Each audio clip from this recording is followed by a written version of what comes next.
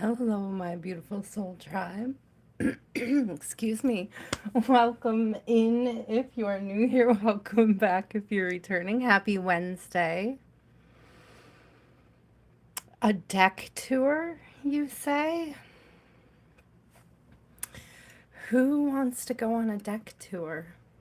Tour the trunk today. Hi, Jean. Can you hear me? Testing 1, 2.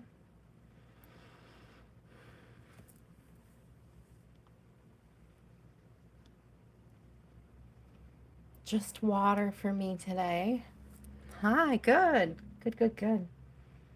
I think we'll tour the trunk today.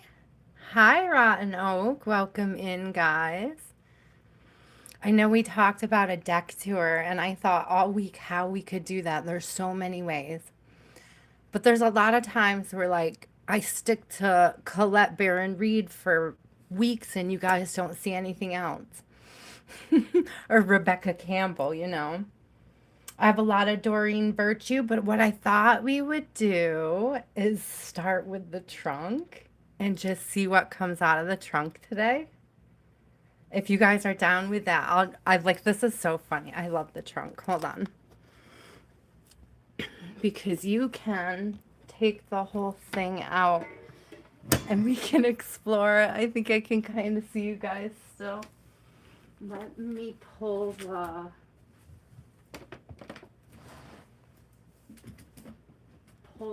thing out. Hold on. This old school antique trunk, y'all. It's a little temperamental, like my knee.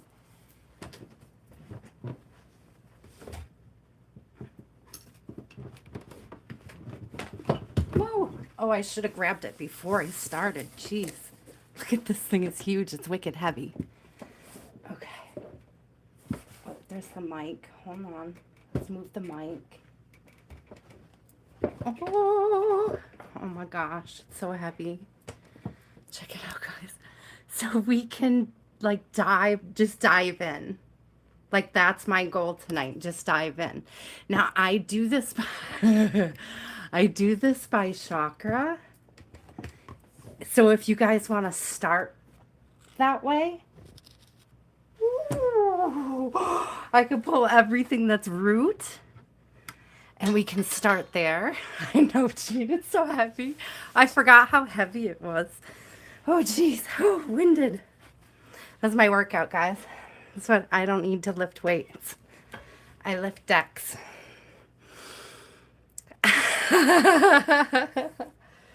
So there's one deck that I definitely will not get out. But this one is at the bottom of the root. It's the sexual magic one that is not appropriate for YouTube, so we will not be looking at that one today. But let's see. Decks I like for the root chakra include, but are not limited to,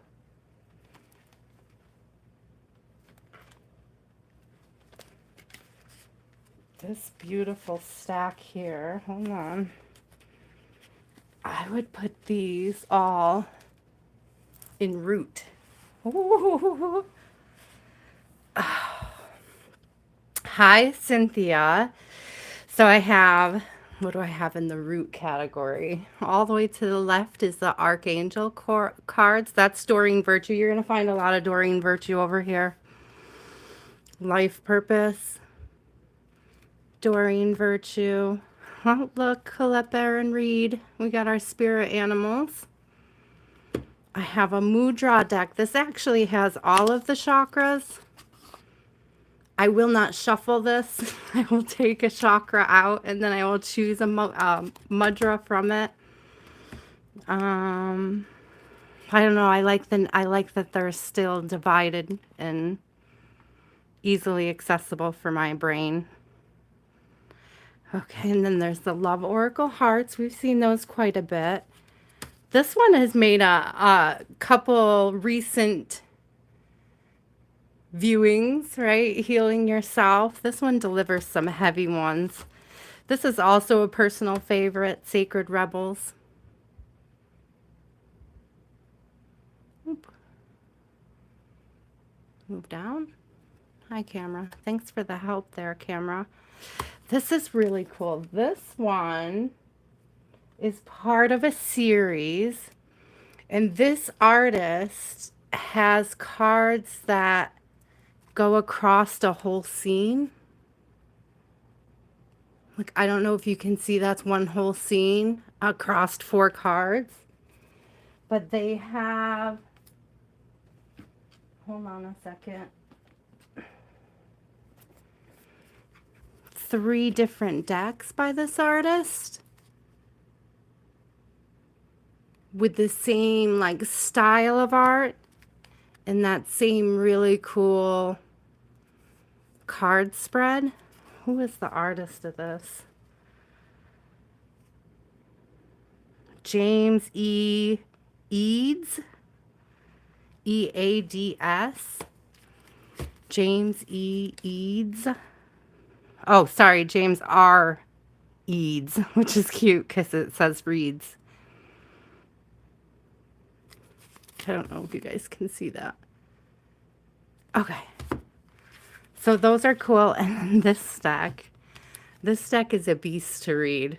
There's so much friggin' symbolism in this deck. And you guys, like the first time that I read somebody with this deck, it was like a really, really heavy message. And it actually kind of scared me at the deck for a while. And then I was like, that's silly. And I started picking it back up again because it just had so much crazy stuff going on. Look at the imagery. I love the colors though. Ooh, unicorn.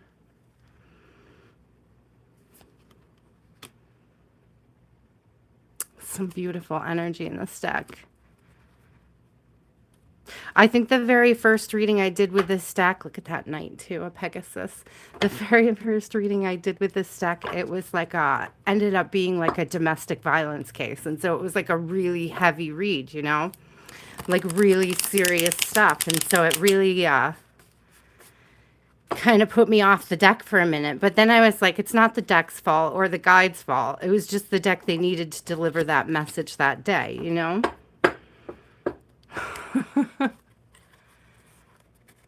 Hi, Rose. Right, Cynthia? I don't know if there's going to be a list tonight. Maybe I'll do like a bunch of short collective readings. Maybe I'll answer a couple questions here and there. Or if you guys have, like if you see a deck here you want to see more of. Wild horse music, the unicorns and the Pegasus, the mythological imagery in this deck is amazing. I would love this for some tattoos, for some inspiration, you know. And oh, somebody said they really liked the animal spirits deck. This is a beautiful one.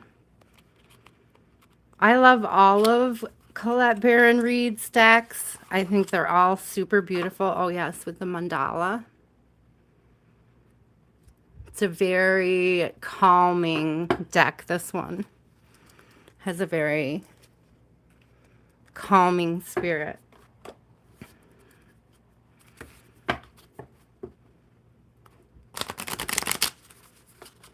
Oh, with which deck, Cynthia? I'm sorry. The Bright Tarot one I just had out. It is stunning. We can pull it out again. Sure, let's play with the root decks for a little while. We could do it for a minute. Here, let me bring you guys back down. I hope you can hear me okay. Bring you back down to earth here with me. Boop, boop. There we go.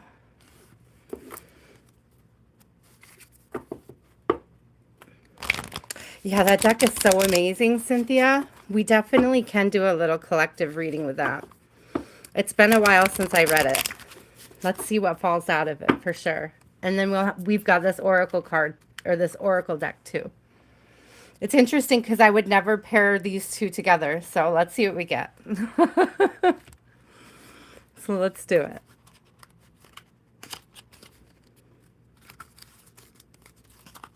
I would pair this with, what would I pair this with? It's so rare that I use it. The archetypes. I consider this kind of a root chakra one too. Goes between root and sacral for me. But like I would pair these two for sure.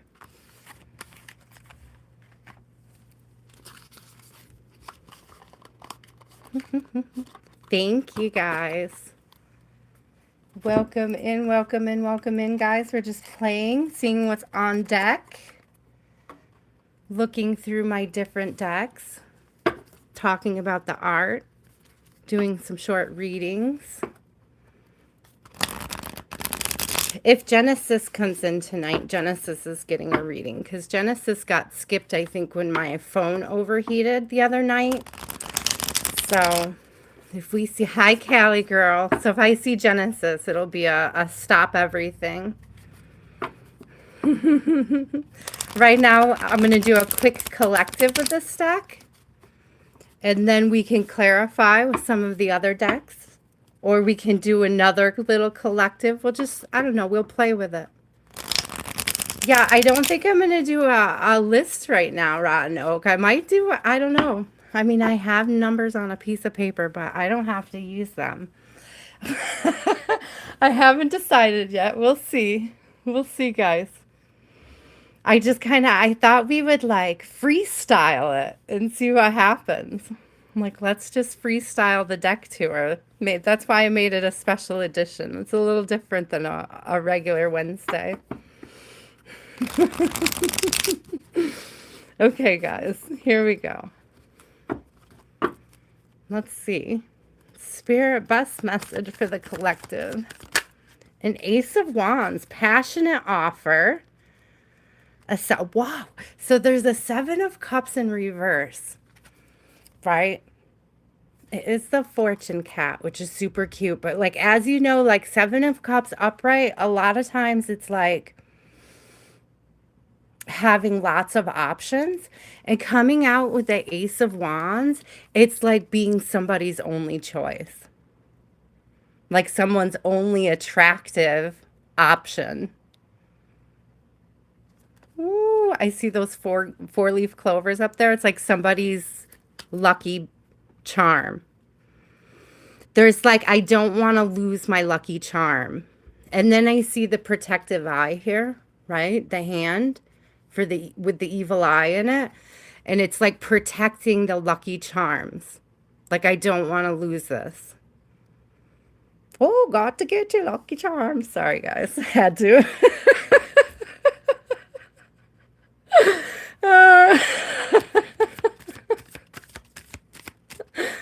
Oh my gosh, stop it. Spirit, yes, is Queen of Cups. There's this whole like protective thing going on. I just heard like raising Atlantis. It's like raising Atlantis vibe.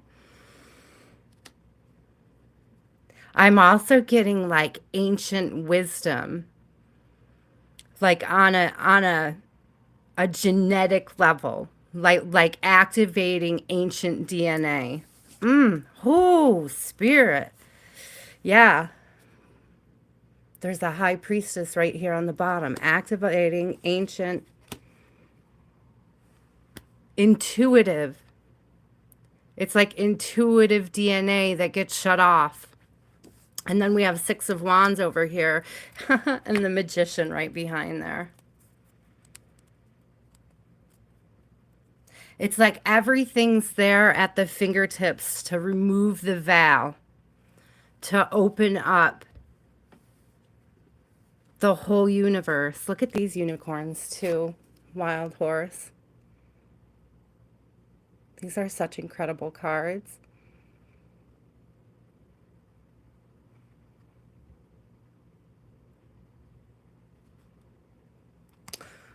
Aw, see you later, Rotten Oak. Thank you for dropping in. So there's just this incredible energy, but it's like this intuition is adding to like this grounded feeling, this willingness to allow yourself to take up space, to be. And to be intuitively, intentionally.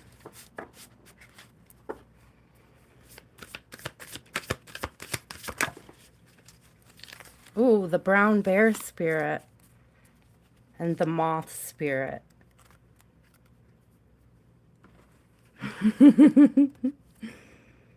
Surrender now. Take time out. Oh, we have 9 and 39. That's very interesting to me. Also, the red is the root color. It's interesting because I started with root tonight, but I put on a lot of heart chakra crystals before I came in here. I was like, I felt like I needed it for the balance. So I love that the bear came out with all the green, and there's the paw print on the heart. It's like, it's protective. I'm telling you, there's a protective vibe over this intuitive spirit. Moths are usually enlightenment, intuition. This is like a Luna moth on acid. I don't know. It's beautiful, though. It's a beautiful card. The feathers is like community. We have this warrior spirit in here. That's the ideas, the thoughts, the wisdom. Sorry, guys, I'm half off cam because I'm taking in the cards too. Yeah, the unicorn does mirror in that card. It's so beautiful. These are the towers, guys. You see the dark and the light. Those were described by King Solomon in the temple, right? And I always forget what they mean. Like they have specific symbolism to them. The J and the B stand for something too. That might be significant for somebody. Somebody might need to look into that. Maybe significant to you on your journey, or it may unlock something on a deeper level spiritually that needs to be accessed. This deer is so wild to me.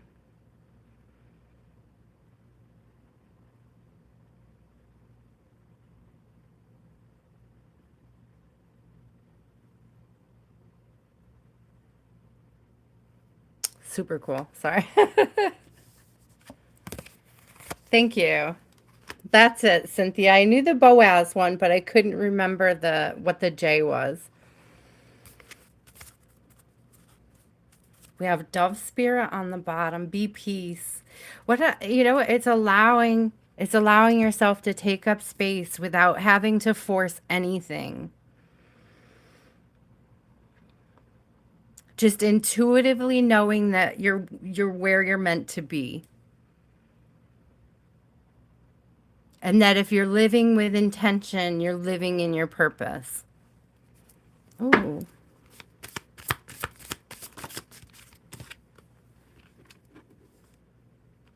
Now is a lucky time. There we go.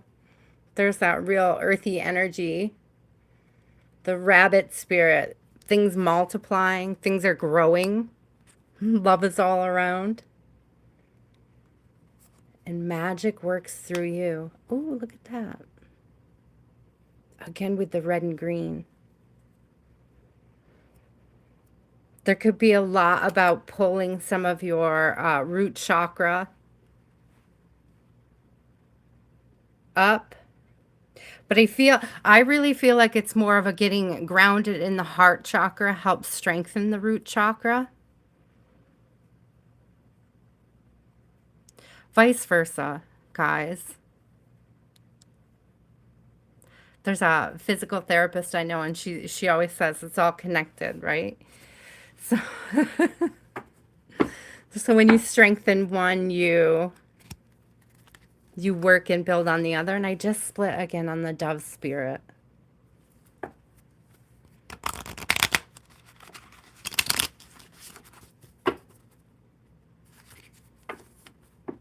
I see the deer spirit too, which I was just talking about in the other deck, so that was funny.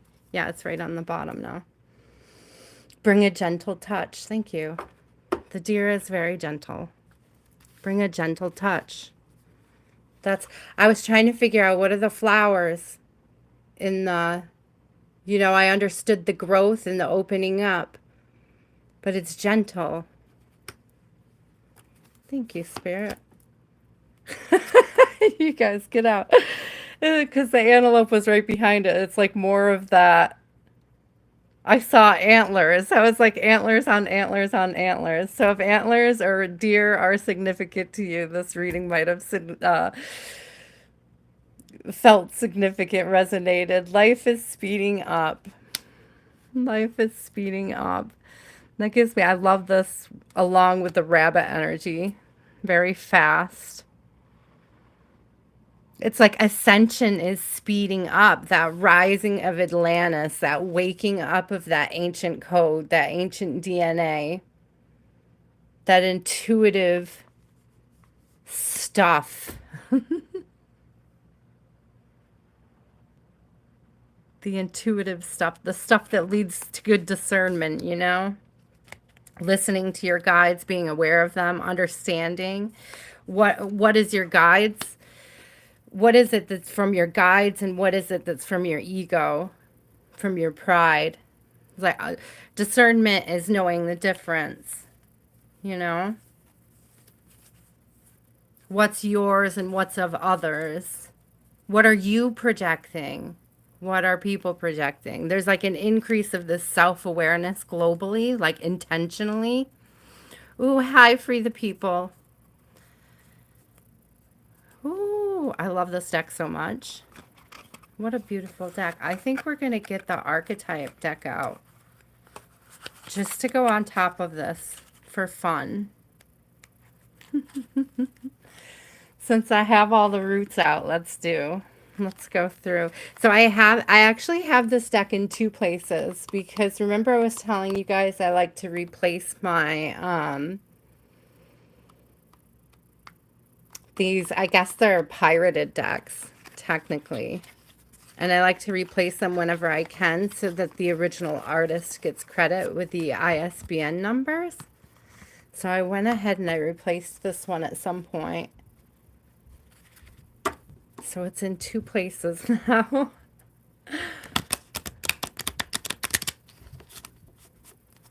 Oh, thank you. What are we running from, Big 1111?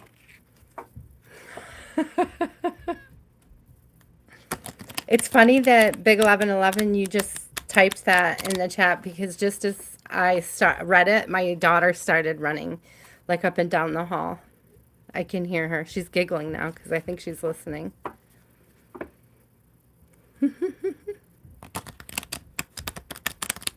I always say, we got a runner. Especially in the mornings when she gets up because she has to do like 5 good laps of running and happy hand stimming in the hall. The happy hands are always going in every direction, nonstop, all the time. The more creative she is, the more like slapping, snapping, and happy handing there is. It's so fun to watch. I should get a video of it sometime for you guys. It's adorable. Did just one card fall? Oh, 2. Okay. The medallion and the father. So again, with this something to protect coming through. Something to protect. Let's get... I think I have the book to that now because I went and bought the correct deck. Sorry, guys, if you couldn't hear me. I did go and get the book so we can actually read exactly what these mean. Since we're doing the whole deck thing, let's do it. Let's get the book out.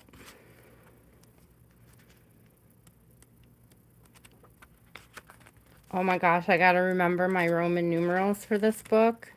Get out, Spirit. There we go, we're in L. Oh, you guys. There's more Roman numerals here than my standard grandma clock. I don't know if I can handle it. Here we go.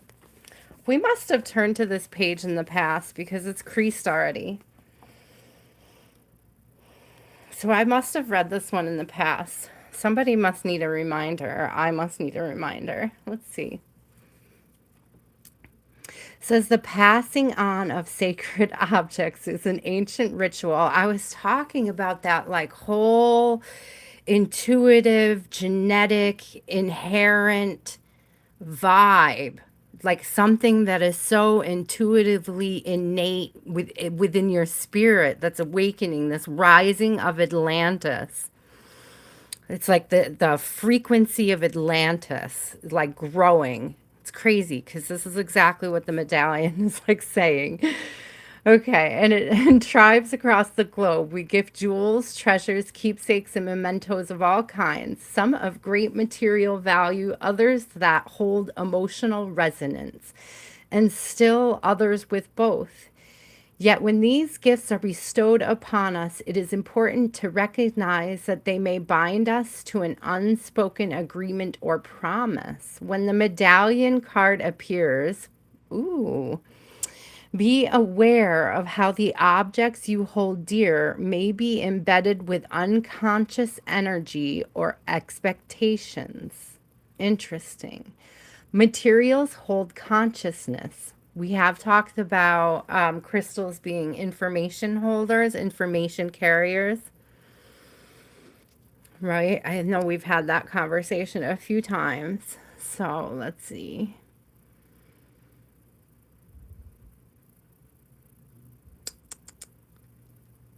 Materials hold consciousness, and it's time to reconcile the vibration of the objects around you. What do you covet and collect? That's funny because we're looking at all my decks. Why? And is there an object you have held on to for years that you are ready to release? That is so funny, guys, because as I was talking about this deck, I was thinking about donate, like giving it away on the channel because we just had 1,000. I don't know how to do this. I think what I'll do, because I really was going to get rid of the double. And I just think it's so funny that it would come up in that book just as I was looking at this deck and reading it. So I think what I'm going to do is send this deck to somebody.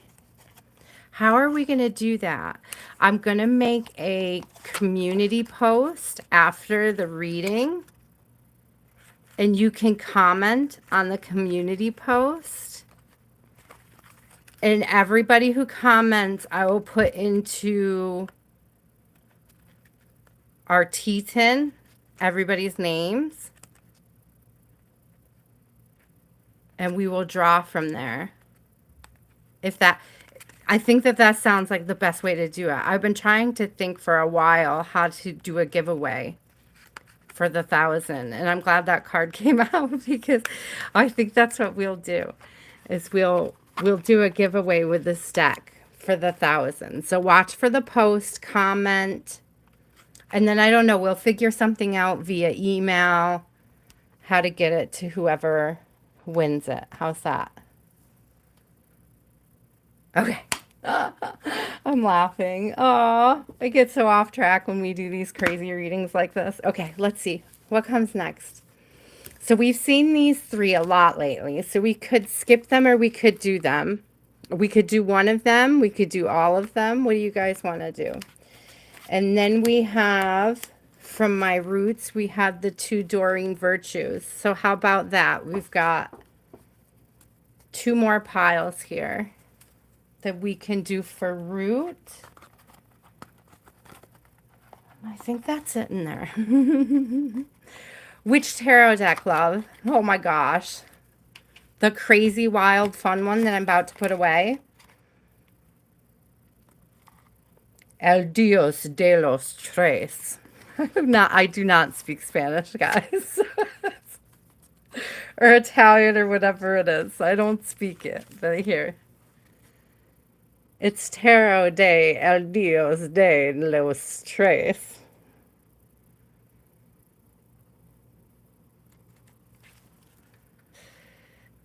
It's all in Spanish, the whole thing, so. Or Italian or whatever. I don't speak the language. I couldn't tell you the difference. Sorry. I love the romantic languages. They do not love me.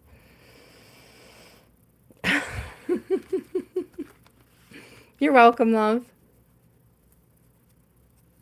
Thank you, Callie girl. That's what I thought too, from my high school Spanish classes. Thanks for the backup on that one. Let's look at this life purpose deck, because I think this life purpose deck is really great, following that whole like unlocking of the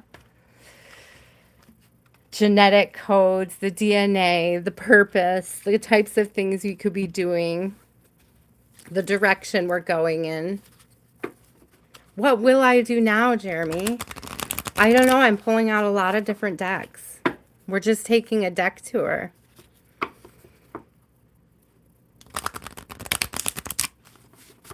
Jean, that's what I was thinking of too. Three Kings Day. Like the Santeria type vibe, right? Is that, I think that's the religious practice. The saints, like all the saints. Oh my gosh, All Saints Day, Day of the Dead. They're right back to back, right? I think it stems from Catholic origin, if I'm not mistaken. I could be wrong. So look, the animals coming through again, guys. Another Pegasus. So if you're into horses, Pegasus, or whatever, this might be your reading. Everything you've experienced in your life has made you strong and courageous. There's that vibe again of protection. Again, with the awareness, a larger perspective, a higher perspective.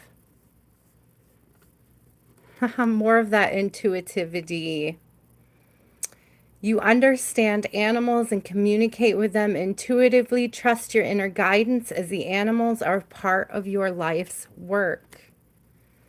So you may want to pay attention to the animals around you, how they behave around you. Check your mood. If your neighbors are barking a lot, there's actually affirmations for that.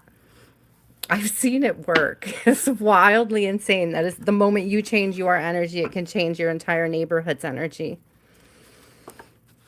I would look it up. Like if you're having any issues with animals, especially since we're looking at root chakra, some root chakra work can really help with being able to connect with animals, because you connect through the ground to people and each other. Healer, have you guys seen those videos lately where like the tree branches, people are calling the trees to brush their faces? Some of them look really fake, but some of them are compelling. Some of them are really compelling. So we have a healer here. You have the spiritual gift of healing and a desire to share it with others. So you may connect with animals as a healer. You may also find that animals pick up on your gift. Again, there's a reason why we're bringing up the energy. Horses are very sensitive to energy too. Oh, that came right out. Isn't that great? And an author. You have a book inside of you that wishes to be expressed. Make the time to write it. It's a really great time to be alive and able to have the time and the ability to record your story. To like be... There's something in everybody's story that needs to be shared, that somebody else needs to hear. It's like we're here to share with each other in that capacity. We're here to learn and grow together. Oh, I love that. When I was 16, my mom got this crazy thing. It wasn't a Ouija board, but it was kind of reminded me of one. I wish I could remember what it was. There was so much more going on, but it worked exactly how a Ouija board works. I'm not a huge Ouija board fan, but my mom and I did this together. And I got this message that was like, oh, you're supposed to like write a book, which I haven't done, guys. I have not written a book. And this was when I was 16 that I got this message. And it was like, you have to write this book. And I was like, but we were asking the board what book, and it was like to pick up where this author left off. And I just had started reading this author, and I was like, that's silly because the author's not dead. And I grabbed the book, and it turned out he had died like the year that I was born. And so it really freaked me out. I actually think that story is one of the reasons why I don't like Ouija boards to this day. Isn't that funny? All things considered, I'm not a fan of Ouija boards. But I think I'm in denial about having to write that book still to this day. But that author card, when it comes out, I think of that time with my mom and that board game that she brought home. Yeah, leadership. Take charge of the situation. So you may be called to write a how-to or a book or just something with your story, something that navigates and lays out what you've been through. We got school down here on the bottom. So again, we have leadership, author, school. There's a lot here. A lot of different ways to be of service to your community. Even when you feel like you're behind and you've been through a lot, just sharing the story of what you've been through and how you've overcome it can be a key, an avenue, a way to reach people, to reach new understandings and awareness of self. We have music on the bottom. It's another way. Another modality for healing and sharing. Thank you, Spirit. These are beautiful cards. I love Dorine Virtue. I'm a little bummed that we'll never see a new Dorine Virtue deck. I mean, she could change her mind again, I suppose. We all do.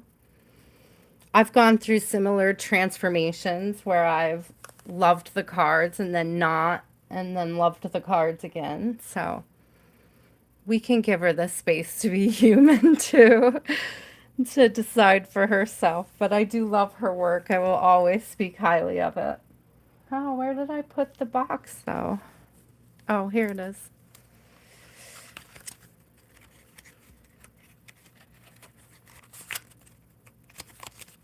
Hi, Penny. I'm doing lots of little messages today. We're just looking through I had a big steamer trunk over here and it's just full of cards. And so we're just going through and looking at some of the decks that I have today. I'm not really doing any specific readings or a list or anything. If you want a personal on Sundays, I do short personals at 6 p.m. Eastern Standard Time. And sometimes I do them on Wednesday after I'm done. Aw, thank you, Penny. I do like this deck. This is the other Dorine Virtue one that I had in my root chakra lineup. So it's the Archangel Oracle cards.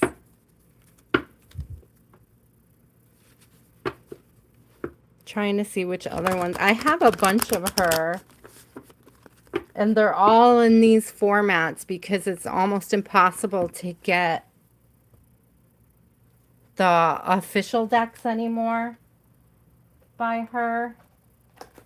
So let's see. We just saw the life purpose, and then we have this Archangel one. I do have this past life. This is a beautiful one. We might dip into it. It's kind of I put it in between my root and my sacral. So we could look at that one. I know I have more, but they're in different areas.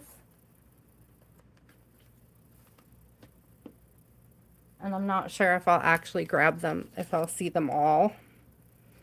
Because I might come across them later too. Here's another Angels, Dorine Virtue. Archangel Michael. This is like, you can tell that by the colors and stuff, this is like a copy of a copy at this point. So it's getting harder and harder. I think this is a copy of a copy too. So it's getting harder and harder to find them in any kind of a usable quality, but I still love them very much. One of my favorites, Loving Words from Jesus. This is absolutely one of my favorite decks. It makes so many people mad, but I really do love it. Really do authentically love that deck with all my heart. Okay, do I have any more Dorine Virtue in here? That might be it for my Dorine Virtue.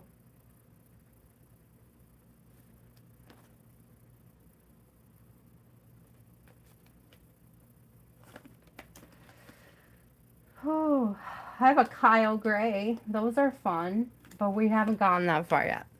So a lot of these I put in like my throat to third eye chakra section of my trunk.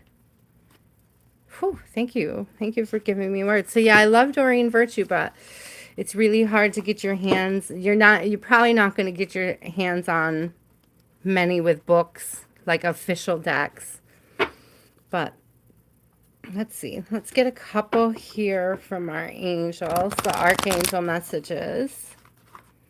Again, guys, this is just collective fun. We're just touring my decks.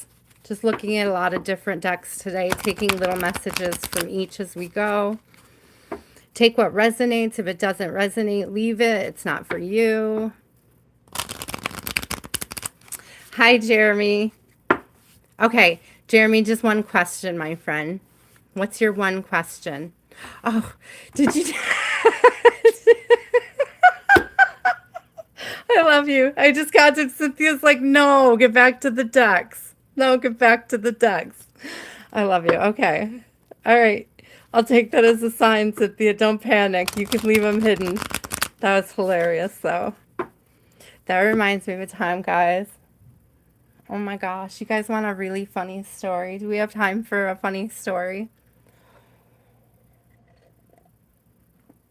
So, Jeremy, if you come back, she's sorry. I'll do a question for you. We're all laughing. Hi, skateboard. So years ago, and I think that this is one of the reasons why I love YouTube lives, and I may have told this story in the past, but years ago I used to be a DJ online. And it was in a chat program called Camfrog, and I had like 40,000 songs or something, or albums. It was incredible collection. I actually only ever left it when I fried my hard drive, and I was like, I retired when my hard drive fried because there was just so much. So we used to have a lot of fun, but there was a lot of us who were like, we didn't have a lot of parental attention growing up, so we didn't have plans for the holidays and things like that. I feel like this was a Christmas or Christmas Eve when a lot of us were just sitting around listening to heavy metal music. And me and this girl in the chat room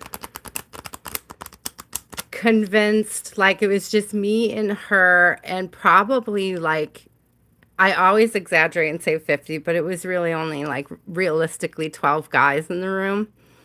And we were all like, we'll take our shirts off if you guys all take your shirts off first.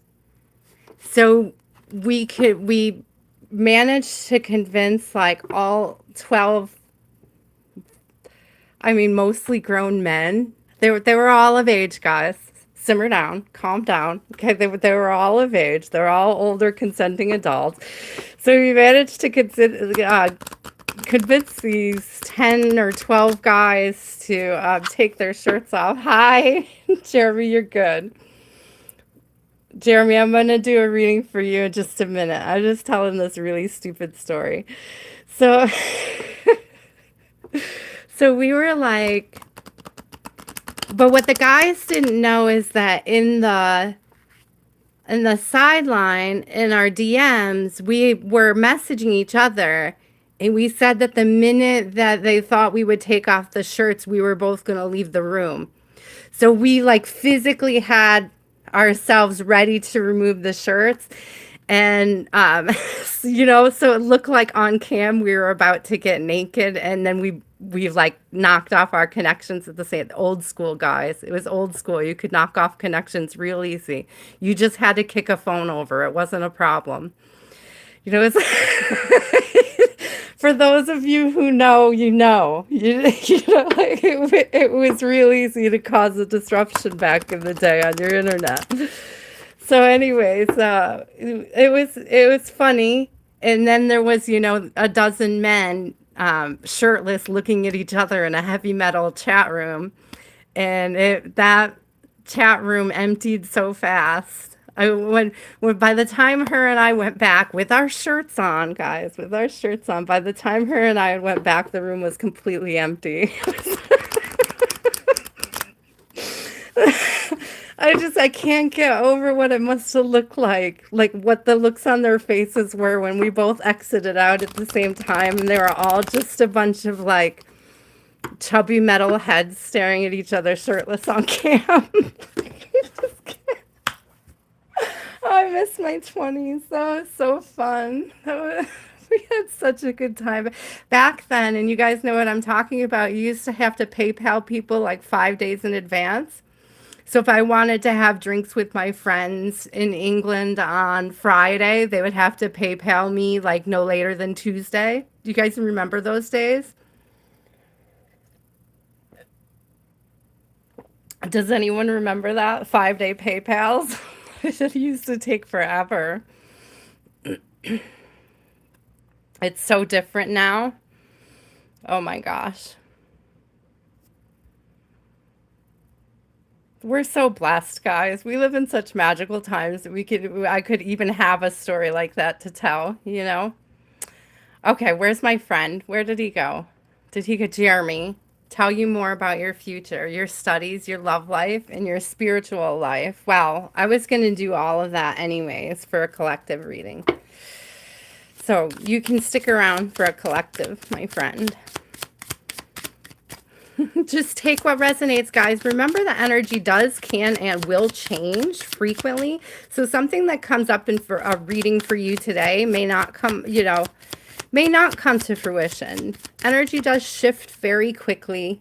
It does change. If something resonates with you deeply as to something you may need to heal or something you may need to work on, you take that as a sign from spirit. Let's see.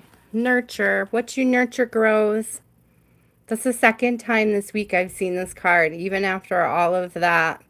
Didn't we just have this in a reading this week? Thank you. This is my Archangel. This is my favorite. I always tell everybody I'm married to Michael. I think I've told stories about that. I am protecting you against lower energies and guarding you, your loved ones, and home. That rising Atlantis, that you are protected from the very beginning of this reading. We had that huge you are protective.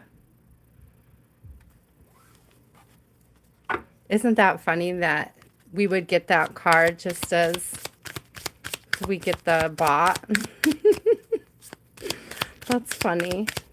Thank you, Spirit. I am protected. Thank you to my moderators. Look, you guys, because we had author come out, and here's Gabriel with creative writing. Make time to write down your thoughts in a journal or pen an article or a book. I could write a book of these stories. I don't think anybody would read it, but I may have to. But here's a hello from heaven that went flying over there. You know what that reminds me of? What's that, like, movie opener? And there's like wings and an angel. You guys know what I mean? And I feel like, I don't know if you guys have somebody that's passed away that had like a favorite movie. Like a really old movie. It's really, really old. I don't know if it was Paramount cleaning it up and making it just a mountain and stars. I think you guys know what I'm talking about. So hello from heaven. Your loved ones in heaven are doing fine. Let go of worries and feel their loving blessings. Is it your reading, Jeremy? Only you are going to know if it resonates, my love. Only take what resonates, leave the rest. This is general and collective. That's what I thought, Donna, too. It's like this person right here. It's this whole vibe. The angel on the mountaintop with the stars, right? That's how it was originally. That's how I remember it.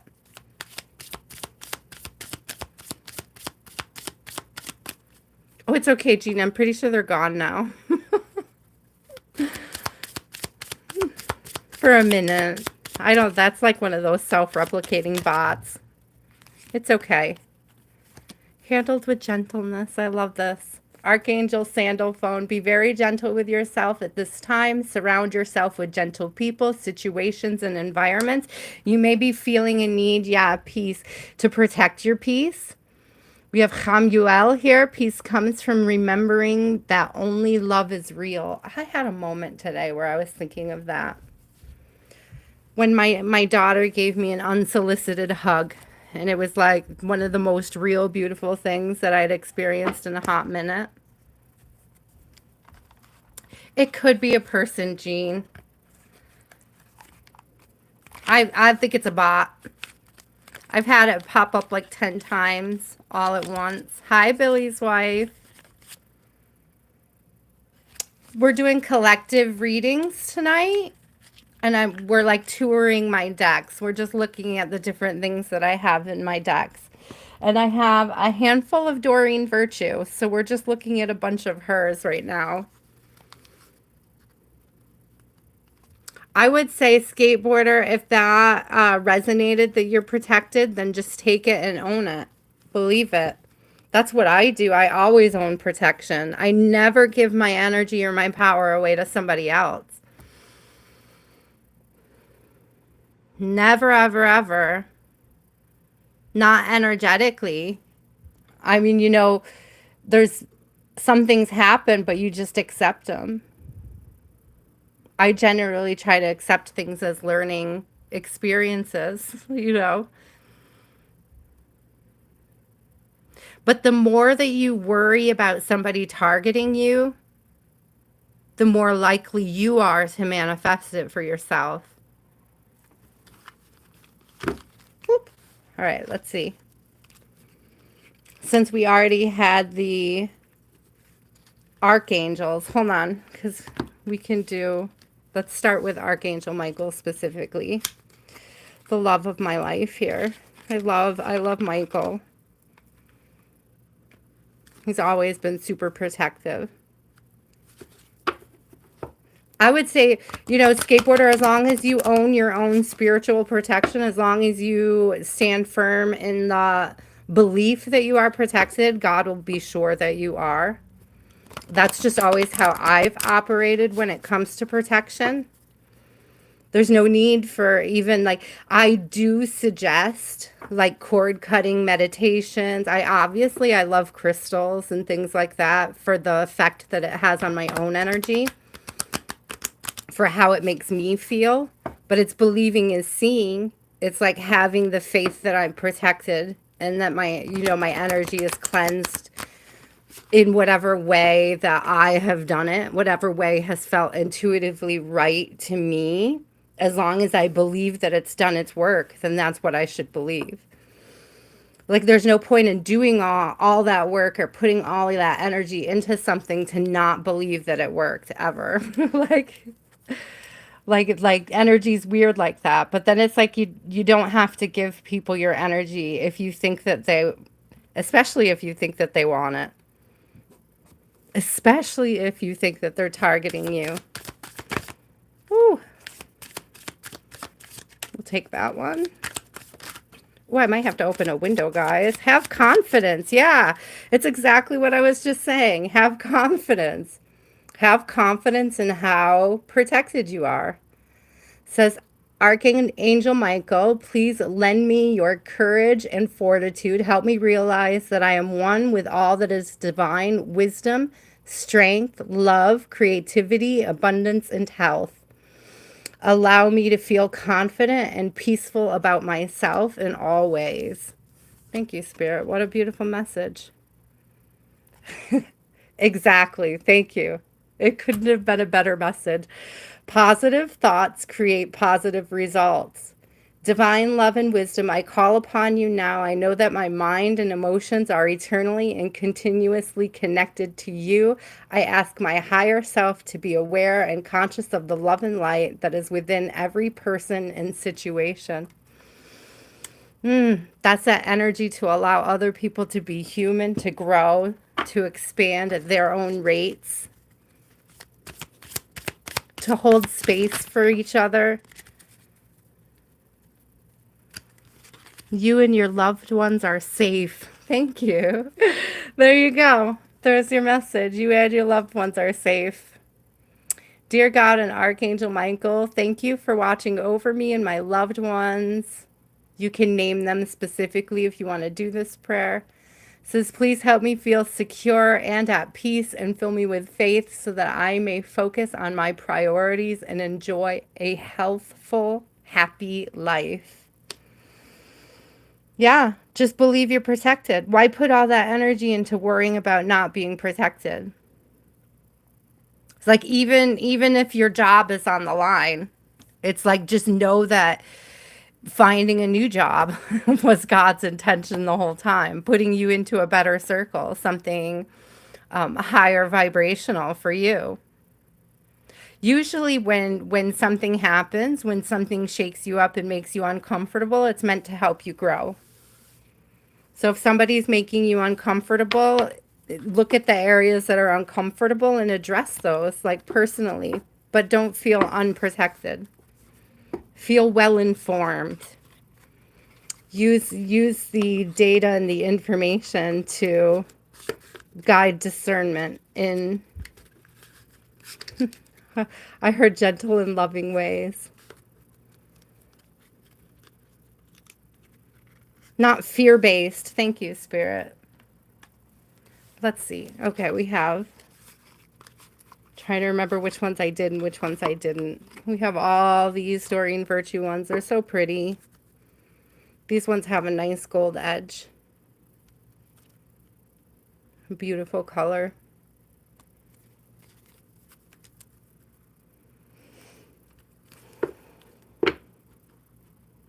I am grateful that the counterfeit decks do keep her available, you know, to new readers and things like that. So her work is very beautiful, very touching. It's very gentle and sweet. Hi, Ants Human. How are you? Ooh, something came right out. Let your past go. So there was a card earlier about surrendering. There's release. And look at that, because we did pull from the Life Purpose deck. So this may be a time when you're considering what your purpose is, what you want to work on. It says the purpose of your life is to serve in a way that brings great joy to yourself and others. That came through a lot when we looked at the Life Purpose deck by the same author. If you guys remember, we spread them all out. If you weren't here, you can go back. It was a few minutes ago. Hi, Ishita. I don't have a list tonight. These are just collective messages. Just take what resonates, my love. If it doesn't resonate, it's probably not your reading. It's funny because if you guys remember on Sunday, I gave Donna a reading on the list. I'm sorry, Donna. I'm going to out you for a second. And it didn't resonate with her. And I was like, that's so weird because there's never a time that I do a reading for Donna that it doesn't resonate. And then something happened right after she signed off that made sense in the context of the reading. So it's like, even if you think a message isn't yours now, you'll be surprised how it resonates very quickly after. It was a very interesting confirmation from last week. When we spoke on Monday, she confirmed, or Tuesday, or whatever day that was. Donna, they all blend together. I love our little chats, though. So let your past go. It says the burden of carting your past around has made you weary, dear one. It's time to set this burden down. Keep only the lessons and the love and leave everything else behind. You don't want it or need it, and it's now gone. So we had a card earlier that was talking about what you can get rid of. It was an archetype card. It was the medallion. It's like be careful of what you're holding on to energetically. Be careful what you're carrying around with you.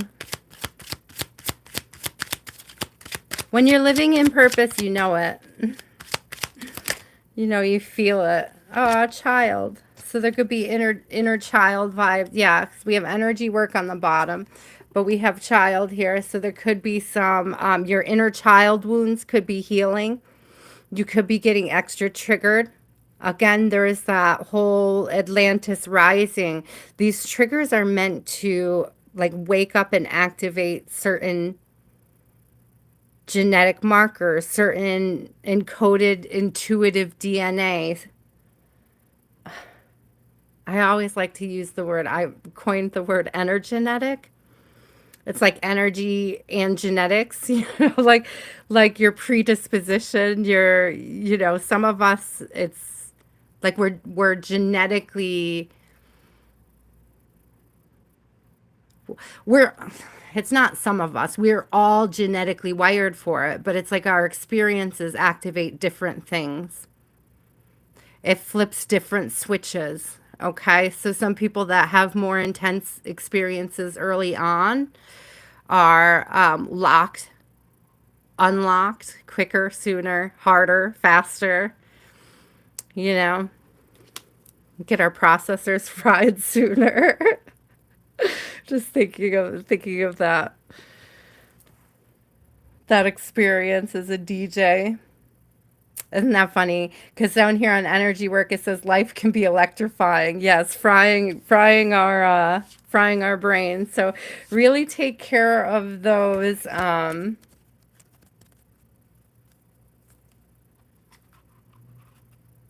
root chakras, getting grounded, feeling grounded, being connected. Am I a chronic user of cards? Sure. It's twice a week chronic, other than personal. Okay, so loving light. We have loving light and my Jesus deck left for the Dorine Virtue tour.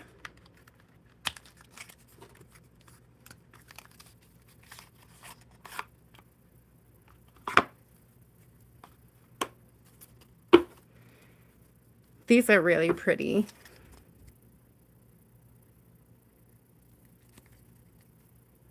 I'd like to go look at the chronology of her decks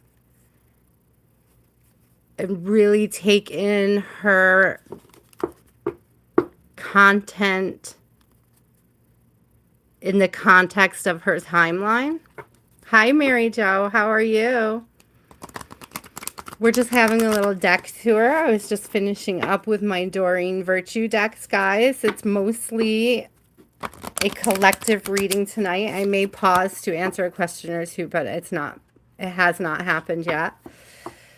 No list tonight. We're just doing collective messages. I'm doing a collection of little messages. Oh, girl, me too. I'm doing a collection of little collective messages tonight. One may or may not resonate. You can take what fits, leave the rest. Thank you, Jean. Have a good night, love.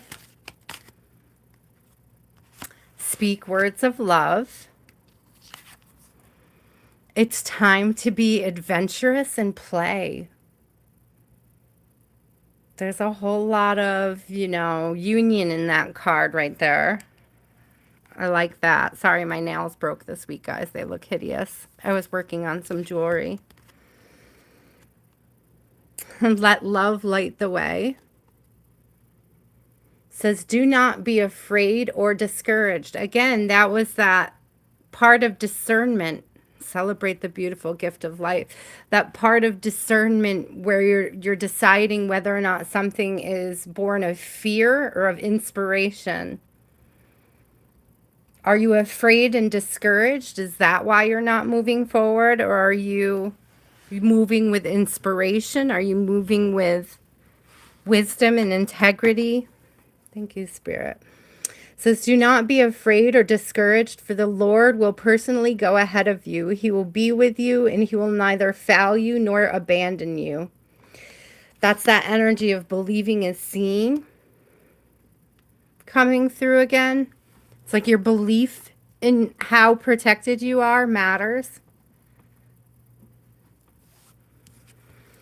It says, the flowers are springing up. The season of singing birds has come, and the cooing of turtle doves fills the air. It absolutely does.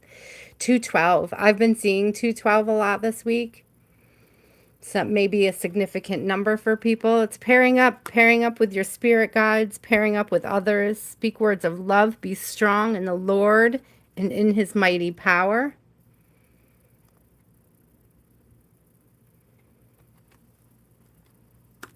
Again, that's good discernment. Are the words you're using set to destroy or lift up, to encourage, to inspire? I don't think they might be swans, Mary Jo. They're interesting birds, weren't they? Let me see. No, they're more like, so this one looks more like, I don't know, they're just fantasy birds. This one's almost like a phoenix energy. And then these guys, this guy's got a little thing on his head like a crane or an egret. But the tails are very fantastical. They're very beautiful. I love that they came through together like that too.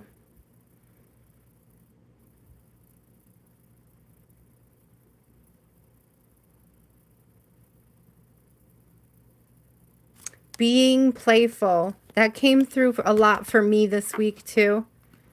With my daughter in particular. We've had a very strong week for playfulness.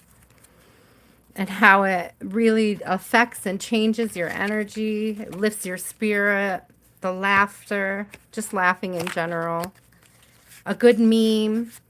Right? A good funny meme.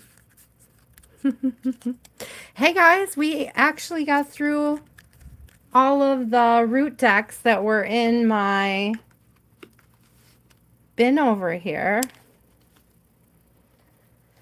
So we can either, I'm trying to decide now where we go. If we just go into the sacral decks now, or if we open up a list. What do you guys want to do?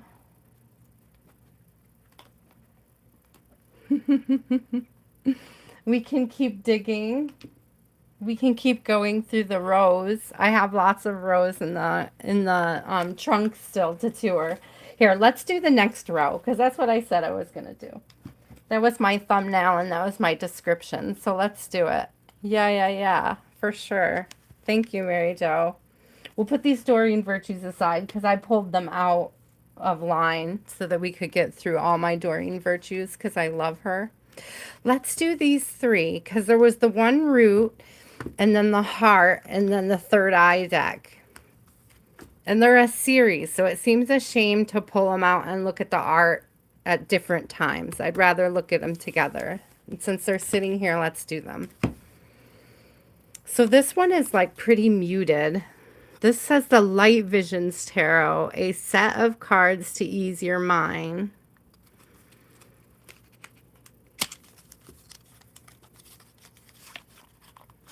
Yeah, Mary Jo. Me either. I was saying the same thing. Like, in some respects, I'm glad that they're still getting copied because it keeps her work alive. But in other respects, it's like you'll never get a really nice Dorine Virtue deck again. Like, I do find them, but the ones that I'm getting are very copied. The quality. Oh, that's awesome, Mary Jo. Hi, J May.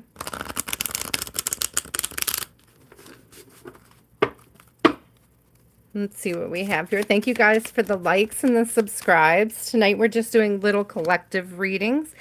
Take what resonates, let go of anything that doesn't. We have the Hermit in reverse on the bottom. We have a King of Pentacles. Look at, he's doing the bull jumping. Is that like Minoan culture? I don't know if I'm saying that right. With the bull jumping. Look at how beautiful this star card is, guys.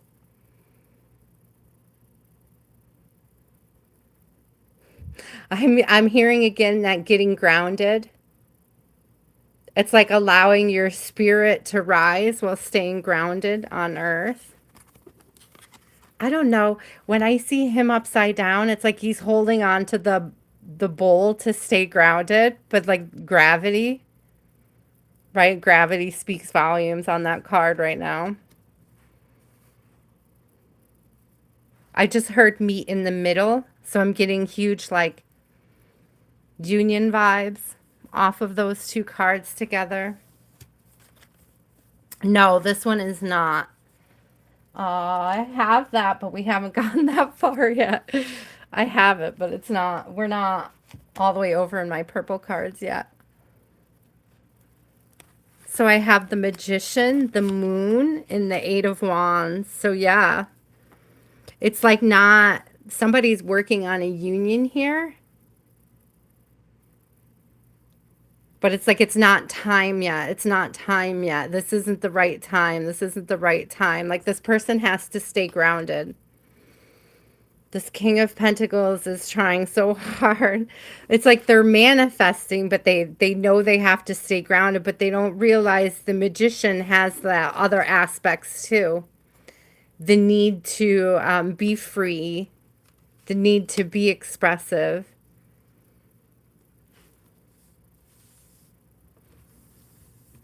I heard pre-emperor for the Magician.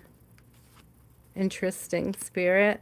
So Eight of Wands is like this, the energy's moving faster and faster for this person.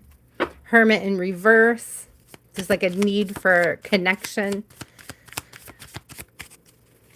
Or not wanting to miss an opportunity. I don't even think it's not wanting to miss an opportunity. With the High Priestess, that's the second time we got the High Priestess tonight.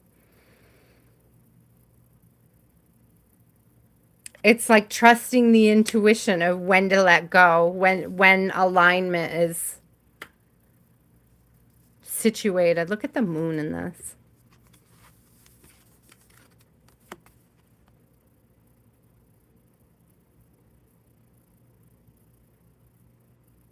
It's like things that are happening in the background outside of the viewer's awareness. But it's coming to light with the Hermit. Where did I put the Hermit card? Because now it's funny, I have the Devil in reverse and I don't see the Hermit at all. I don't know where I put it. That's weird. Didn't I show you guys the Hermit? It's not on the bottom either. But the Devil in reverse was on the top. So it's like somebody's really trying to... Okay, it's like, honestly, the fight is to stay in Hermit and take care of the codependent issues. It's a this is somebody's healing journey. This grounding, this inability to let go of earthly things, the need for release. Ooh. What just came out? Ace of Wands. That's the second time we got the Ace of Wands with the High Priestess. So it's like I'm telling you, huge union energy, passionate beginnings, passionate new beginnings. But it's like intuitive. It's God's timing, guys. It's God's timing. It's definitely reunion energy, but it's God's timing.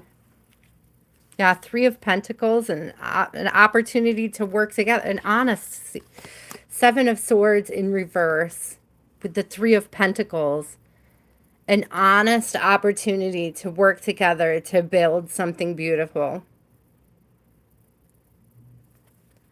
I heard transparent, honest, transparent. Honesty isn't about hearing what you want to hear. It's about somebody being transparent enough to be themselves with you so that you can make informed decisions together about the connection. But it's like intuitive, but that whole, like that King of Pentacles holding that bowl. Now it's interesting because I think that two of these decks are very similar. And I thought they read in very similar ways. Yeah, It's like this is just the colored version of the same deck, but let's look at it anyways. It's like they had this monotone version, and then it was released. I don't know which one came first, but it was released in a colorful version. I love the woodcut vibe. Death in reverse. Yeah, if you thought something was over, it's not. I feel like this is a past energy coming up.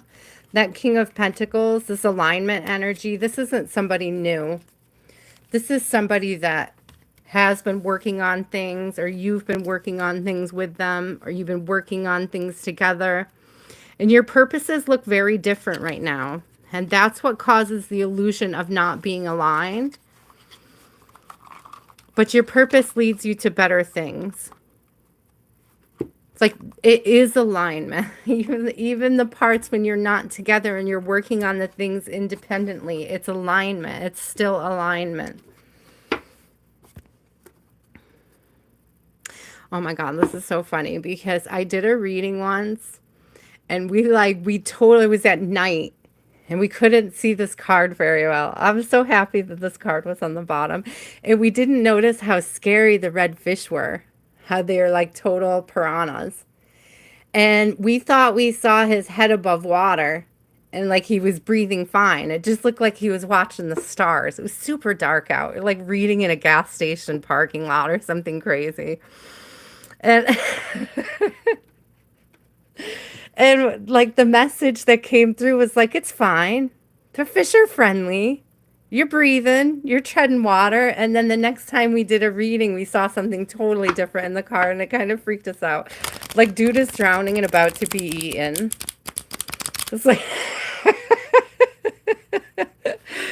that's my disclaimer. If you ever get a parking lot, gas station parking lot reading from me, I may not be able to see the cards very well.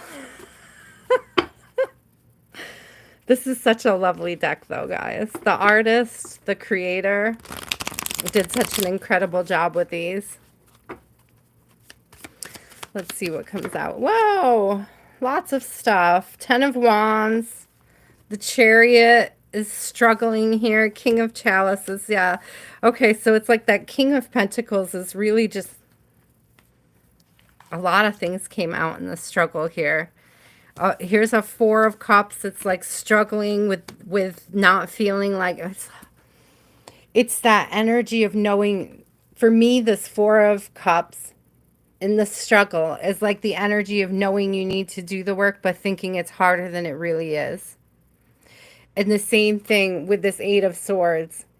It's like having your wall up, being protected, like protecting yourself, protecting your energy, keeping yourself walled off from other people. This is self-imposed energy. But you guys, it also can block your abundance, I'm hearing. When you're so guarded, right? When you're not just... So we have the 4 of Chalices and the 5. Look how they go together. You guys can see because 2 of them came out side by side. You can see how it goes across the whole image. That's beautiful.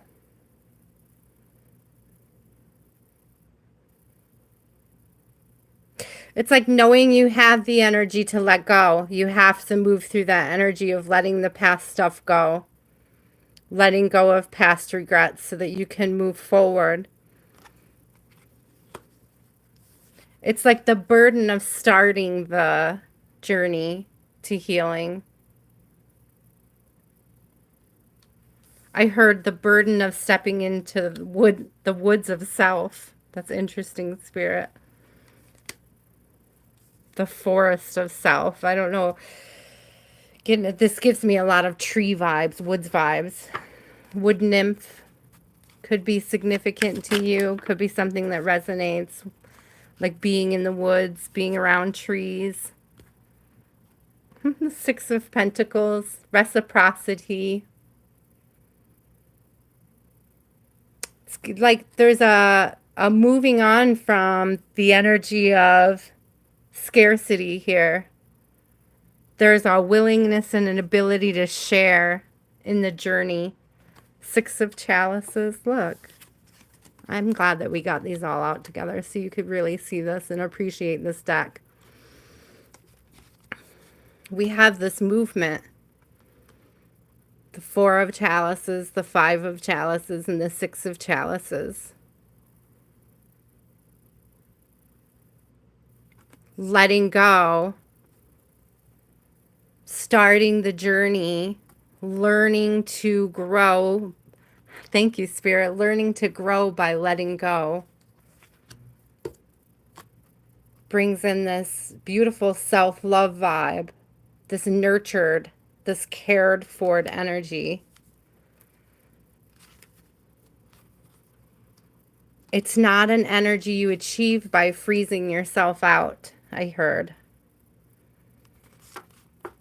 By not, it's like, the journey takes longer, guys, if you just don't take the first step. There's this refusal, like this stubbornness, this pride that like stops people from taking this journey. But look at how beautiful this journey is. This is like in 3 cards, this is the healing journey. The awareness, the surrender, the releasing. Ooh, thank you, Spirit. Those are beautiful. Let's get one more out of this deck. I just love this deck so much.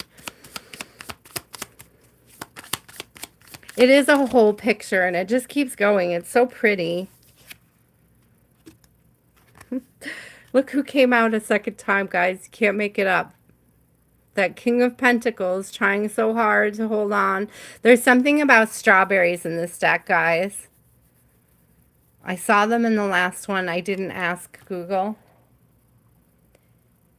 Hey, Google, what is the spiritual significance of strawberries? On the website Instagram.com, they say, strawberries are also considered a symbol of abundance and prosperity. Strawberries are seen as a symbol of purity and enlightenment in many spiritual traditions. So again, with the enlightenment coming through, it's like that pull towards spirit, right? That's what I was saying. Like he was being pulled up towards the star, like gravitating towards that intuitive spiritual connection, that enlightenment. But it comes through having these earthly experiences. But you have to have that release. There's going to be a message from this person about letting go of something, about things that are, look at this. Look at, again with the grounding. I don't think I've ever noticed that there's a person in this card. That's so pretty. So maybe a message from this person or a conversation with this person. Could be a conversation about purpose. I'm hearing like this King of Pentacles sees a bigger picture now. It's like the more they get pulled up, the more they release, the more they surrender, the more they learn how to stay energetically grounded without having to be, it's like without having to be, thank you, Spirit, it's like without having to be physically attached. It's like detachment to earthly things. It's like you may get a message, you may have a conversation about this, about the bigger purpose, but seeing the bigger purpose. It's like there's things that have to be done in the here and now.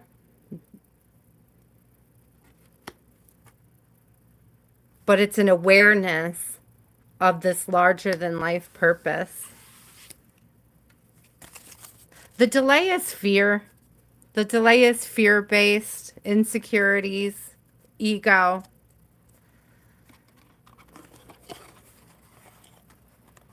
But I really get the vibe of somebody's, you know, they're procrastinating on the work, but they're doing it. It's like the begrudgingly spirit is pulling them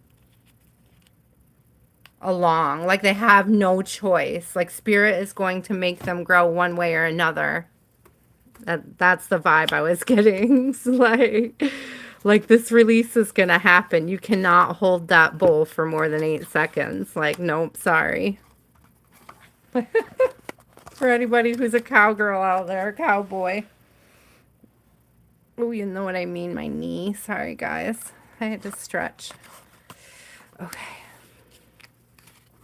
So this one's more of an oracle. It's a little trickier to read, but we'll look at it anyways.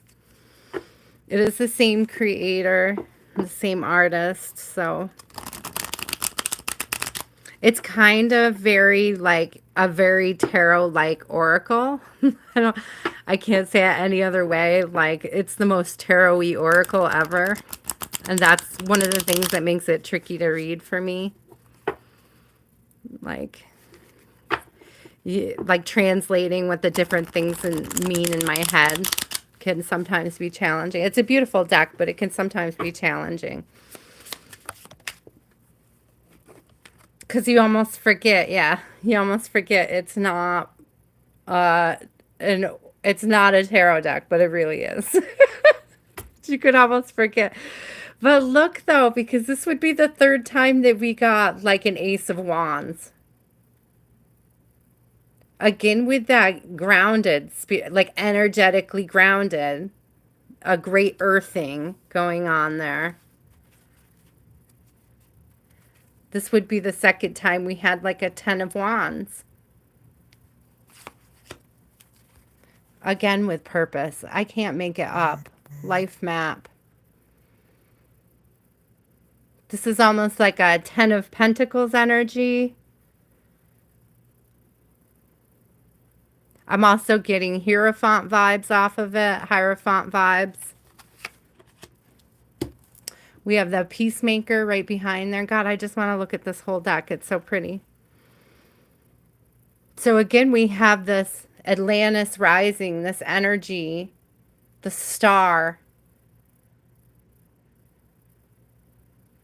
That awakening of your innate DNA, your innate genetic codes, the ones that are uniquely yours. Hello, the Pathfinder right under that. This is that life purpose energy right here. The Peacemaker and the Pathfinder with a life map. If you guys don't know anything about your astrology, I'm not an astrologer, but I know that Mary Jo is huge into astrology. So you can check out her channel. You can drop the name of it and the link if you want, Mary Jo, or in the chat. There may be something there for you to know about yourself, something that reveals to you something about your path and your purpose that you may not be aware of, like something innate, something encoded, something options. I heard, well, there's seven of trees is more like 7 of wands, but I was seeing 7. Look at sleeping ships. Yeah, it's waking up something.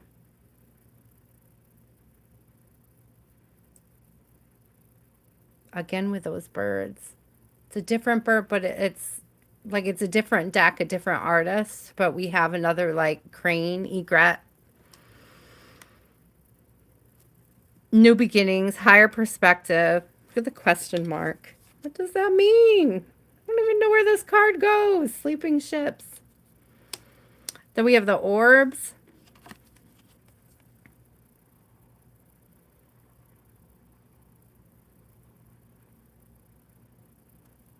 Connecting with spirit, connecting with your guides, your ancestors, letting them help you know what needs to be activated, deciding where your energy is needed,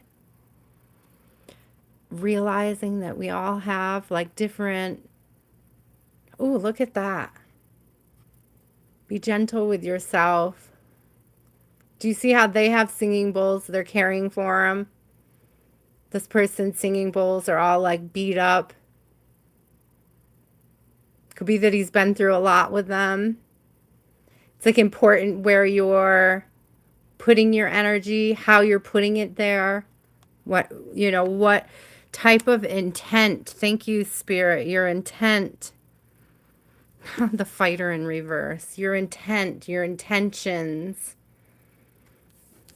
Interesting, because these look like they kind of go somewhere together. I'm curious what else would come out in this image for the deck, because they're so beautiful. They're definitely the same landscape, but I don't think they're together. There's something going on there, though.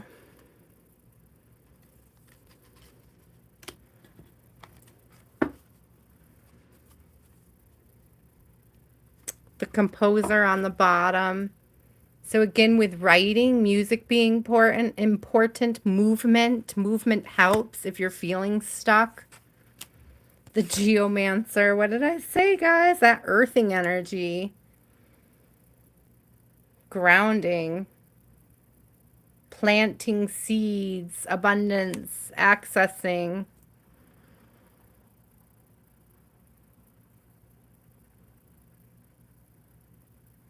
That release, guys, that thing, that detachment from earthly matters.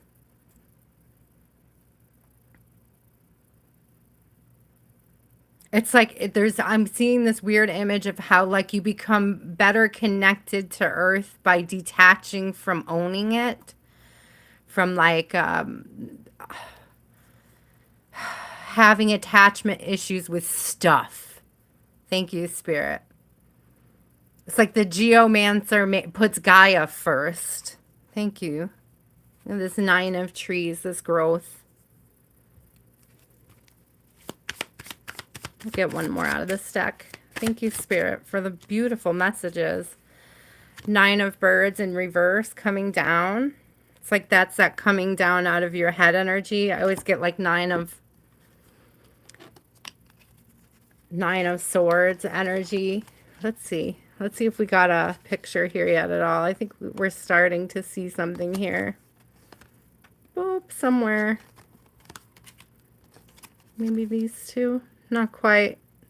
It's so close. I feel like there must be one more between them or something. I don't know. They're not the same, but these are.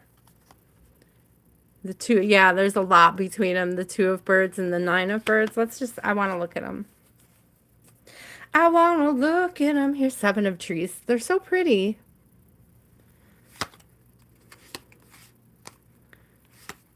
I just want to grab some of the birds so we could see what they look like. Oh, look at the swan. The swan is significant to you guys. So pretty. Such a great deck.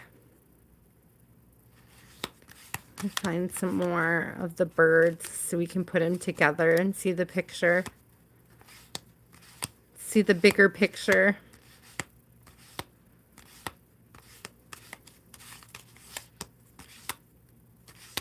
Big part of our journey. Swords energy. Birds. Birds. Birds.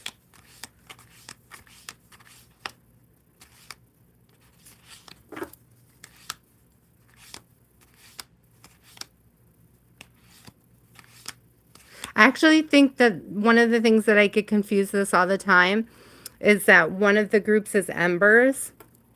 And I think that that's the fire sign. And so I think the trees in this deck is actually the earth sign. And that gets really confusing for me.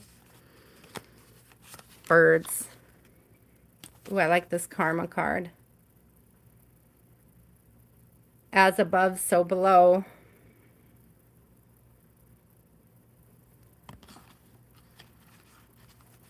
Ooh, sacrifice, that letting go, that detachment energy. Hello, detaching from the pride and ego. All right, let's look at these birds. Let's put them in order and see what we get. I want to see the picture. It's like a little puzzle here. Thank you guys for puzzling with me. I appreciate it. Thank you for all the likes and any new subscribers. Welcome. This is a little different than we usually do it. We're just taking a tour of my decks tonight and looking at different aspects that I like and enjoy about them. Let's move some of these up and out of the way so that we can look at the birds. So we're just taking a look now at this beautiful deck that I have. Let's see, the Cosmic Vision Oracle, if anybody was curious, the Cosmic Vision Oracle. Again, by the James R. Eads. James Reads. It's R period Eads. I think that's very funny, very clever. If it's their real name, that's even more clever. Kudos to their parents. Let's see if we can get a like little bigger view here. We see what I get, how many I can fit in. So you have 9, 8, 7, 6. Isn't that interesting? 6 is airplanes. 1 crashed. So you'll be feeling like things are out of control. We've got this tornado here, the cyclone. 6, 5. We'll never get the full image in. 4. Here, we'll do it. I hate to do it this way, but let's do it this way. 4, 3, 2. Oh, 10 is over here. An ace.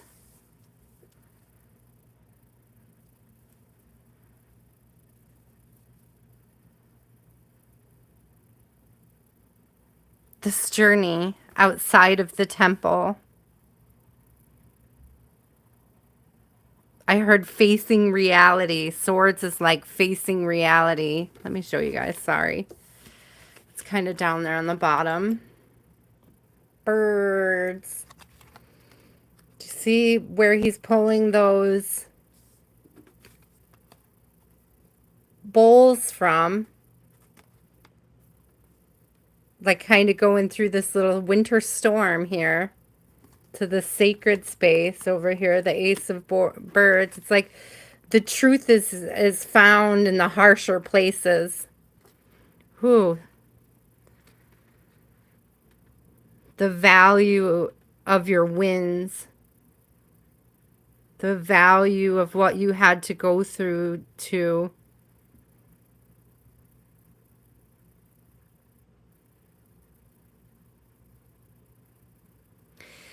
it's like both places are sacred. The temple is sacred, but so is this.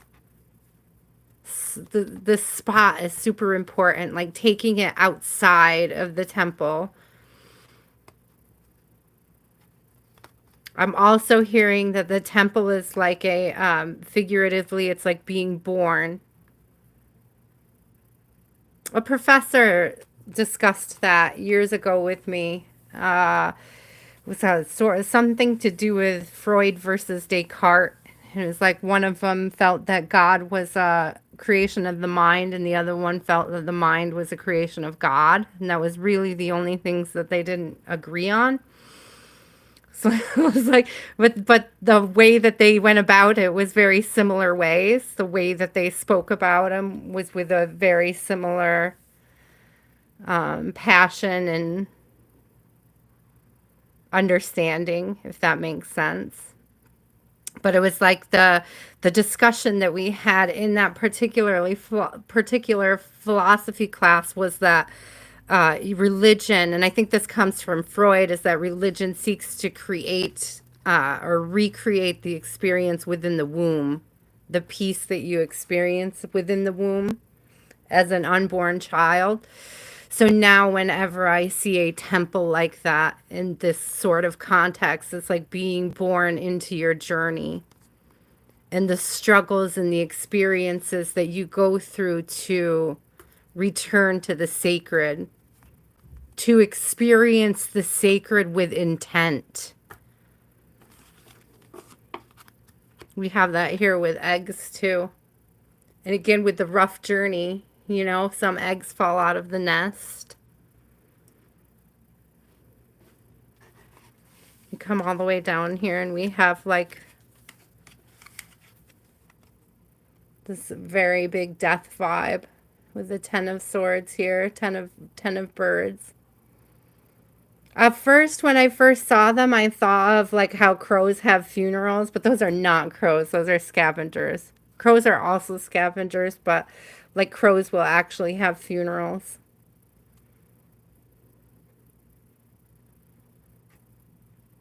But this also shows like the cycles, the path where she's actually shot him. The abundance. I also like how across these it's like everybody is in different parts of their journey and they have the space to be learning different things and doing different things. It's like when we all come out of the womb, we have these different parts to play at different times, at different frequencies, at different, I heard revolutions of self, not revelations, but revolutions, like as you grow, learn, and go around your cycles. Aw, Spirit, thank you. That's beautiful. These are such great decks. Thank you guys so much. Oh, thank you, Timothy. We appreciate you. We hope you have a beautiful afternoon. We're all praying for you, brother. I like to call my shaman friend my bro earther, because I like to call my girlfriend sisters, so I'll call you a bro earther, which always makes sense to me with that King of Pentacles vibe, that earth spirit. Advice, J. May. Let's see. What do we have next in my bin? Oh my God, guys. What time is it? Where are we? It's only 7:30. We've only been doing this for an hour and a half. Right on. So I have to take off my sweatshirt. I'm getting warm. Might have to open a curtain or a window here. But take a sip of my water. Thank you, Timothy. So much gratitude for you. So much gratitude. We appreciate you.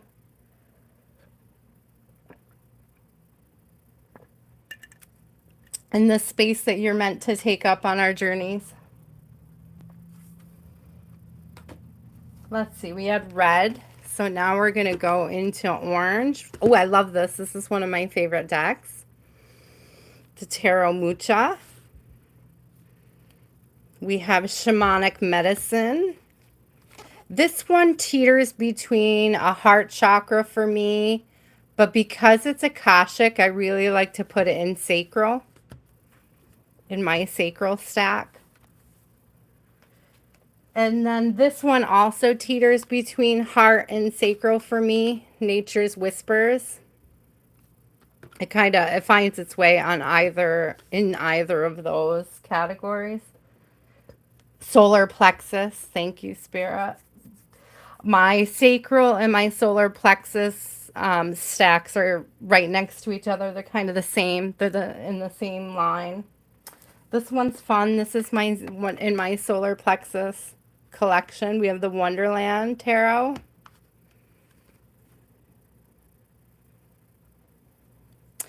You know, Cynthia, it's funny that you ask because I don't really know that there is one. Other than like I like to arrange my decks by color. Does that make sense? Like the different colors elicit different chakra vibes to me. And this particular deck is like orange on the bottom when I put it in the thing. It's like a yellow orange.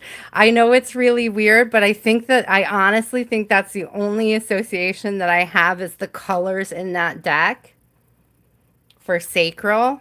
Because, oh, and also I love to pair it with this, which is also in my sacrals, which is the Enchanted Map, which does make sense for the Akashic Records, right? And these two I love to pair together.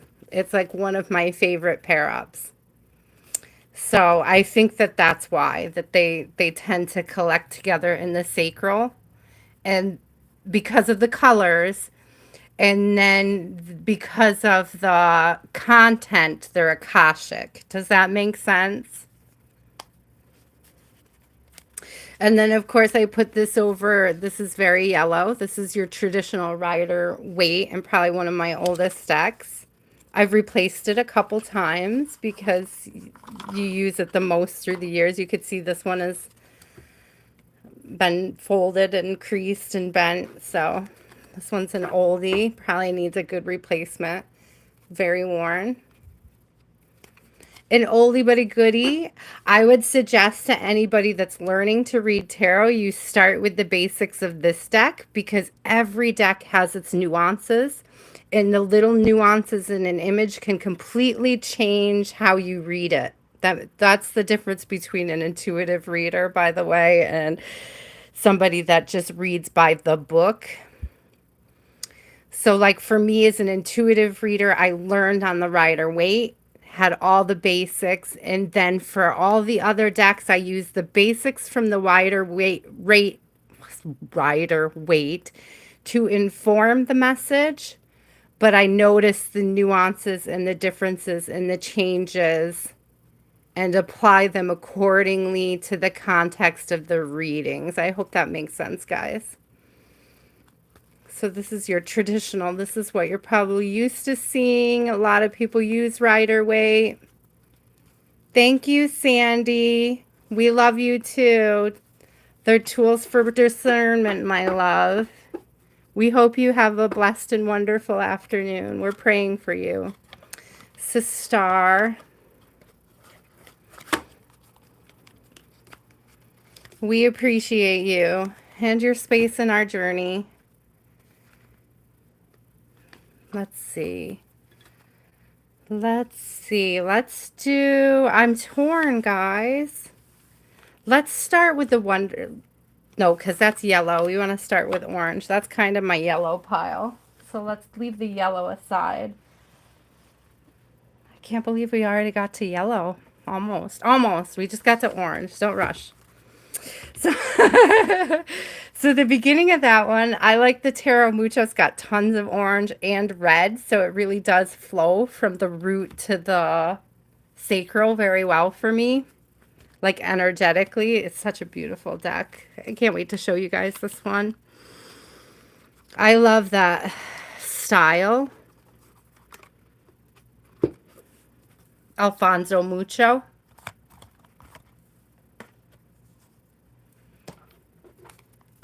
Hi, leader. Welcome in, guys. Thank you so much for joining us. Thank you for all the likes and the subscribes. If you do want to schedule a personal, the links are in the channel bio, the channel information page. You can reach me via Facebook or you can reach me via email.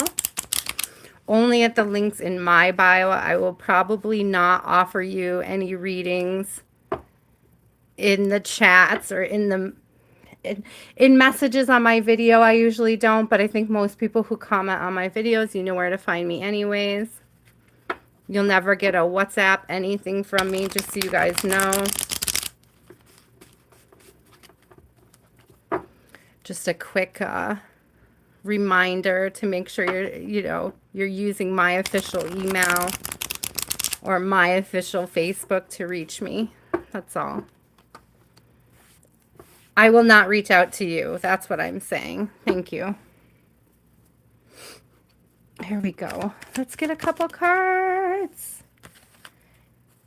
We have the Chariot for the second time tonight. So Cancer could be significant. But again, this is... Look at the pride and ego is just laying down.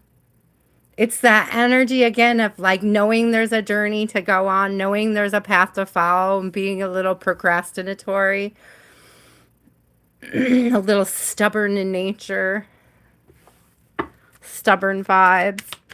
But it's also that intuition of knowing when to make the move, because it's usually the Emperor who's driving. This is that self-awareness.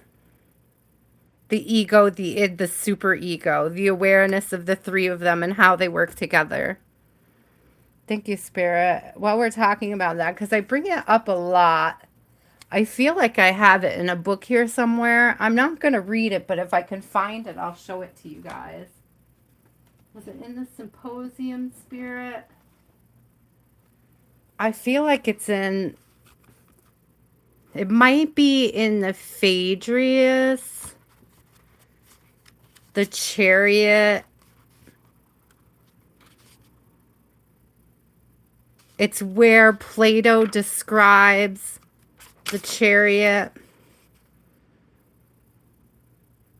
and how we as humans, our chariot is drawn closer to the gods through the white horse, to be pulled closer and closer to beauty, to love, to, alignment.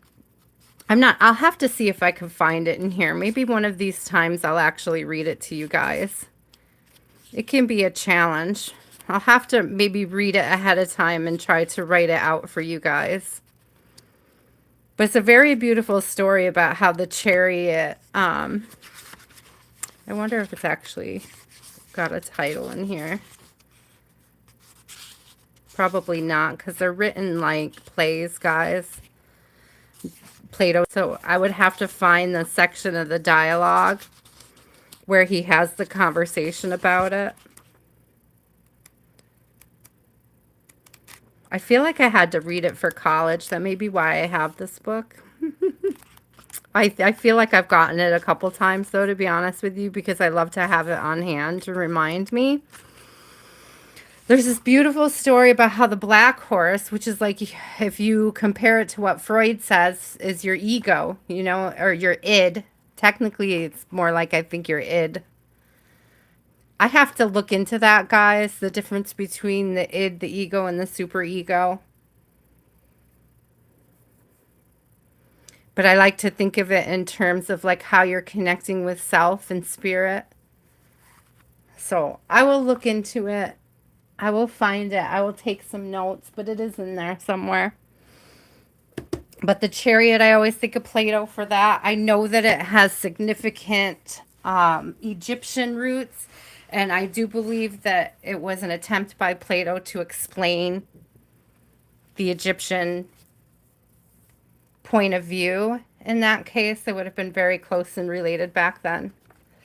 So if you've heard that it originates in one place and not the other, I believe it's true in both instances, that it was sort of a at that time, global knowledge, global awareness of that.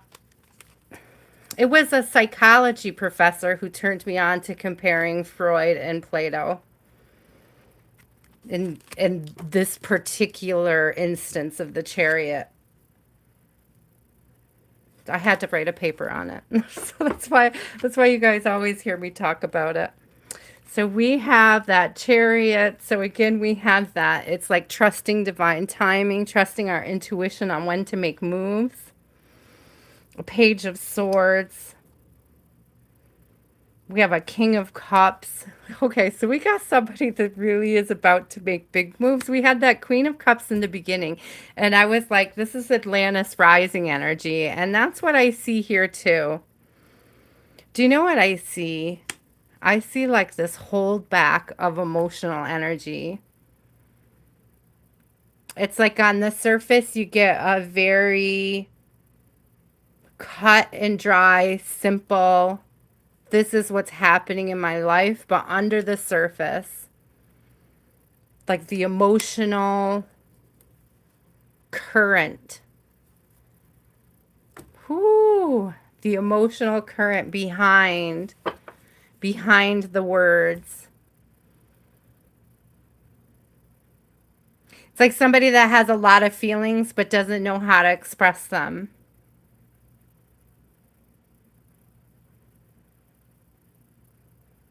And that could be, part of what holds this chariot up. It keeps it from moving forward. It's like big feels and no way to express them. Aww. Anybody who has big feels and is struggling to express them, our heart goes out to you. We're sending you little prayers. Yeah, about the Empress. Hello. Look at this beautiful Empress card. God, I love Mucho. Who else do we have here? We have a Ten of Cups. You know, I'm telling you guys, there's huge union energy. This is the second time we're seeing the Five of Cups tonight. This is that letting go of regrets energy coming through. Also a warning to not hold on to past regrets and miss incoming opportunities. To be grateful. I heard to be grateful for the lessons and preserve the peace and the energy that you have left. I'm also hearing like the connections that withstand time. It's like acknowledging and being aware of connections that withstand time. That withstand stressors, that withstand, I'm not talking about trauma bonds, but like the friendships that withstand beyond trauma bonding. The friendships that show up when trauma, when trauma changes your path. It's like the keeping around you who supports you when you have a new adventure, a new beginning. Thank you, Spirit. Waiting on, thank you. Six of Wands, victory. Who's supporting? Didn't we see the high, is this the moon? We saw the moon a few times, didn't we? Here's the moon again. I love this one. Secrets. She has got a secret. The secret is how she stays afloat. She's walking on water, guys. That's that emotional awareness. It's like that, so the self-awareness being so intact that you know what's yours and what's not. And the secret is, how does she do that? To me, that almost feels like it's the same feminine. Like night and day, I heard. The same feminine. It's like somebody watching a feminine know how to be expressive in these ways. And it creates this Ten of Cups energy. And they're just kind of sitting back watching and learning how to do that. They also may be learning how to protect the connections or appreciate the withstanding connections. And maybe something that this Empress is really good at doing, new beginnings and protecting the right connections. And that is something I feel that this Emperor to be, I want to call them an Emperor to be. Because like it's always the Emperor that's driving the chariot, but it's like this is an Emperor to be. It's like learning how to express and get to that space. Learning how to move towards it. And they're learning how to move towards that by watching the feminine. Watching a feminine allow herself to feel, to walk through that water, to express it, let it go, and then allow this abundant, sweet energy in, this victory. Don't wait, do. Don't wait, do. I love that. Don't wait, do. See, so we had this, okay guys, because this Knight of Pentacles in this particular deck, I don't like. Because I think, like, it's a taunting energy to me. It's like, do you want it? Do you want it? It's like a game of keep away. Like, fuck you, dude.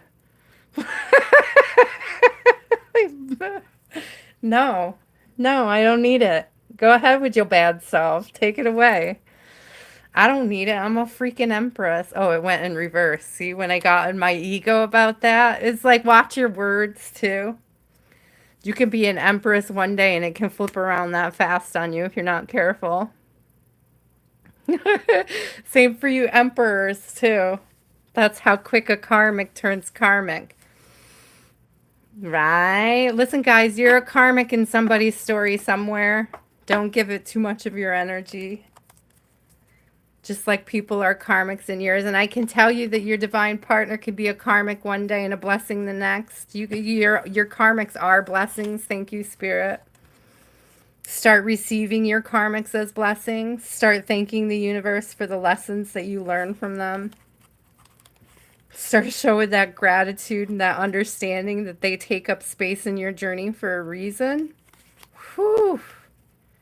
Yeah, that keeps coming up this evening for me. So, a note to others, perhaps, mayhaps. Let's see, we didn't look at past lives, and I do keep that in my sacral pile. And it is part of the Dorine Virtue.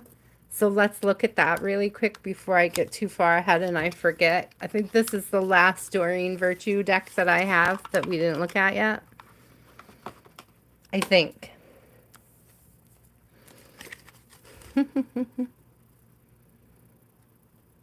Yes. I guess what I'm trying to say, Cynthia, is there's room for all of us to be spicy here and there. Like, that's part of the human experience, to have our spicy natures, to have our spicy sides. Like the day that I decided to be super condescending to that troll.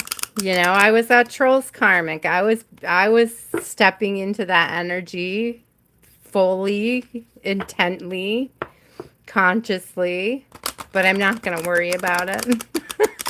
It didn't fit me to be mean and condescending to the troll. It didn't resonate with my soul to be that way. Yeah, I love life. It's true. So if you're looking for a love life message, ooh, this may be it. Father's coming up twice tonight.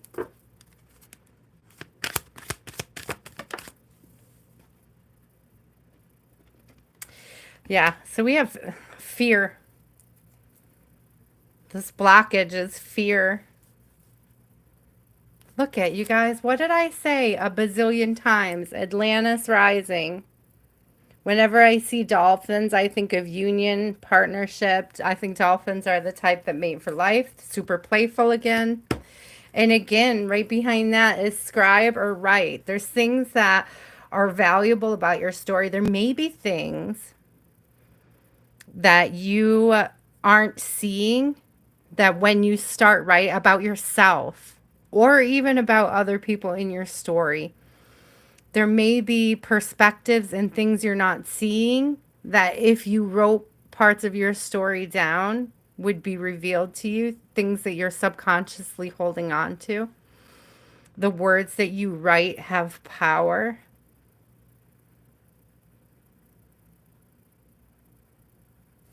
Thank you.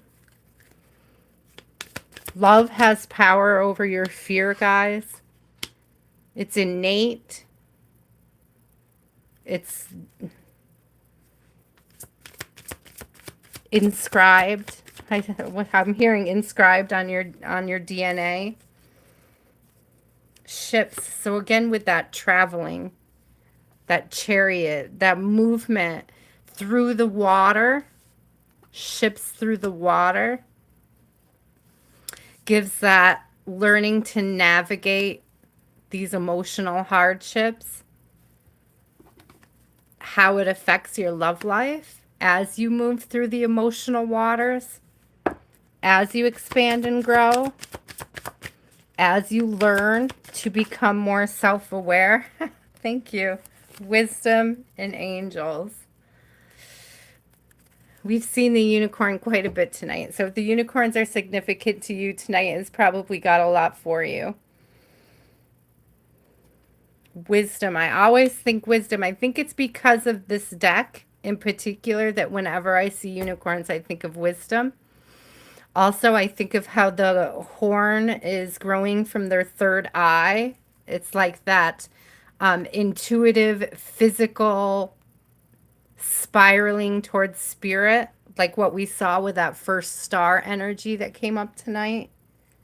I'm trying to, like, I'm making my nail worse. I'm fiddling with my nail because I think it looks ugly on cam, and then I'm making it worse. I'm about to break it.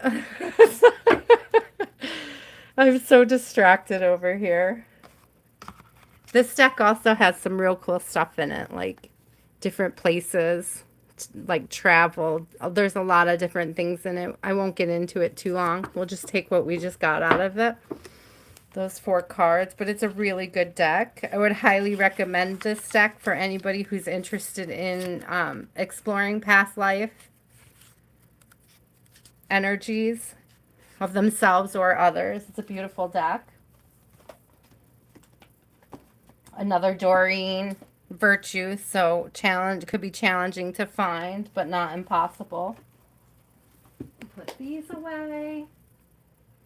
Let's see what we have. So now I have Shamanic Medicine. Thank you guys for hanging out. I know this is totally not like our typical Wednesday or Sunday reading, so I appreciate all of you who came for the deck tour, for the trunk tour. We'll try to get through the trunk tonight, and then maybe next week we can do the shelf. I think that's how we'll divide it up. We're not even halfway through the trunk, though, so I might stop at the halfway point. Somebody might have to remind me. This may be a 3-week series, the touring my decks. Okay, so let's do...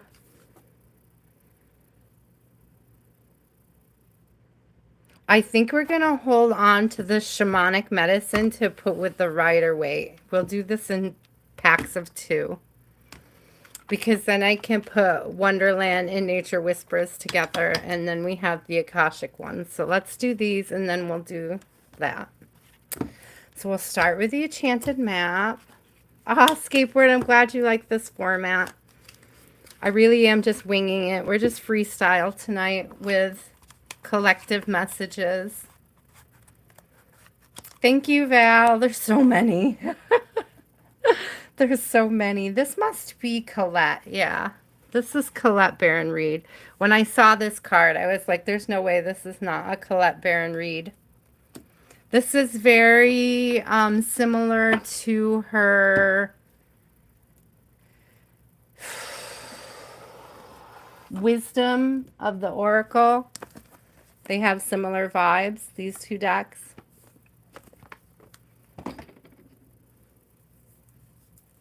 I do love her work, so I do have several. I have a lot of Colette Baron Reed, actually. I just have to move the cards off my cord. I don't want to pinch it. There we go. And break my cord. Whew, okay.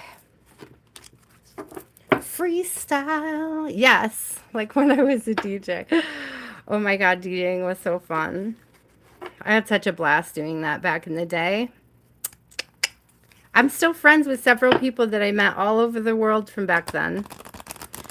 20, 25-year friendships out of that whole experience. Like people I will know and love for the rest of my life.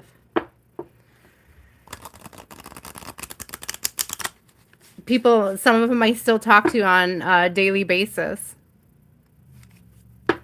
And I think you guys have met my friend Ava.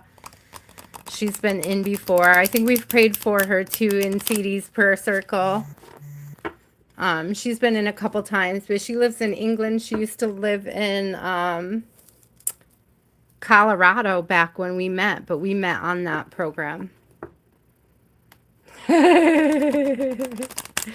That was one of my most favorite because like back then to prank an entire chat room, that was a feat of strength. That was really cool. Like to pull such a mass prank. Like we pranked 12 people at one time. It was beautiful. It was poetic. It was a good night. It was a very good night. They did eventually come back. It wasn't like they left forever, but it was begrudging. They were a little upset.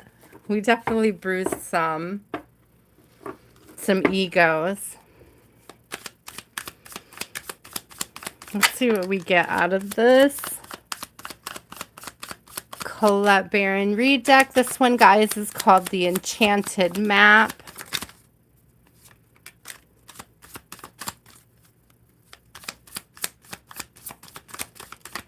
The Enchanted Map. It's a beautiful deck. We have a dry desert on the bottom. It's in reverse.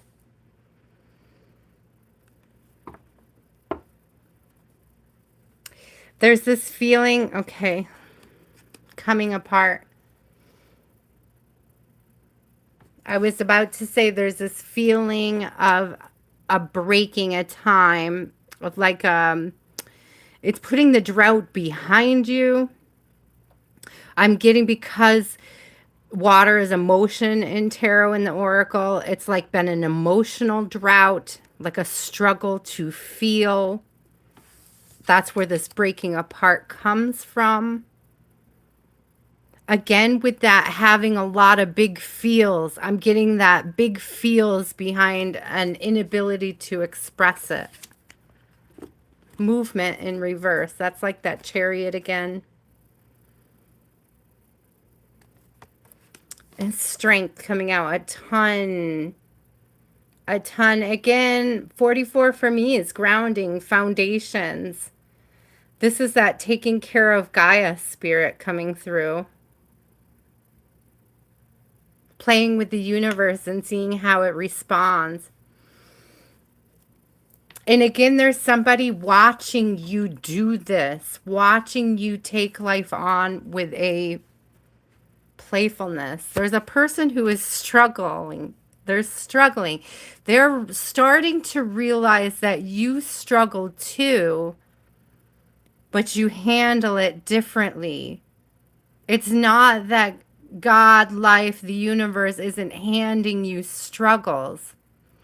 Like, it feels like for the longest time, this person didn't think that God ever sent you anything to handle. Ha ha ha, look at that right behind it. A wizard of awareness. This person has become aware of your role. 4, 4. So we have 31, 44, 4, 4, 4. It's like this person is becoming aware of your role in their story, their journey. What lessons? It's like they're finally seeing and understanding the lessons that they're meant to learn from you on this part of their journey. It's a lot about detachment from earthly matters. Detachment from the anxiety, the depression, the lower viber, the fears, because the anxiety and the depression comes from fear and insecurity. Insecurity causes the fears. Thank you, Spirit. Stuck in the mud. Didn't I say that? Not so. Listening in reverse. So it's like that's that Chariot being unable to move energy coming through. But it's like this person wasn't listening. But I think that that's the part that is turning around. That is the thing that is becoming apparent to them. That the more they listen, the more they understand where the source of your magic comes from. Gaia, your connection to Gaia, your connection to Earth in a spiritual context. That's what this person wasn't getting. They were connecting to Earth through the earthly context. It's like learning to connect to Gaia through the spiritual context has like enlightened this dude. It's like brought new life, new energy into their journey. I'm also hearing, you know, when it rains after a big drought and you get the mud that you get stuck in. So it's like a big move of this like emotional energy again, the surge of emotional energy and a call to being aware. With commitment in reverse, it could be a call to be aware of your commitment wounds. Any wounds you might have around commitment. That could be for you or for your person. Take it how it resonates. Could be something you would want to look in for yourself because it could be something that's being mirrored. Ooh, those are powerful. Okay, let's keep this commitment card on deck and let's just get the Akashic because I was going to put them together.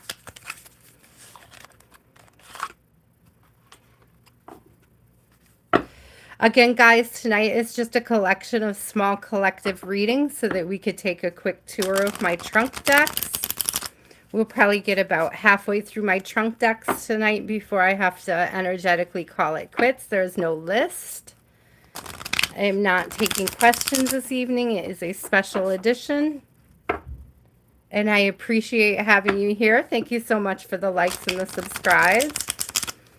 Thank you for letting me know in the comments what's resonating for you and how it pertains to your journey. Thank you for allowing me to have space on your journey. I appreciate it so much. Thank you for sharing your energy with me. The light of the world. Oh, what a beautiful card to get. So we have a 10 here. This opening up. Again, with this listening, this seeing, this opening up to what the world has to offer, to these lessons. I'm also hearing learning how to close, with that 10, learning how to close karmic doors, karmic patterns, how to come out of them.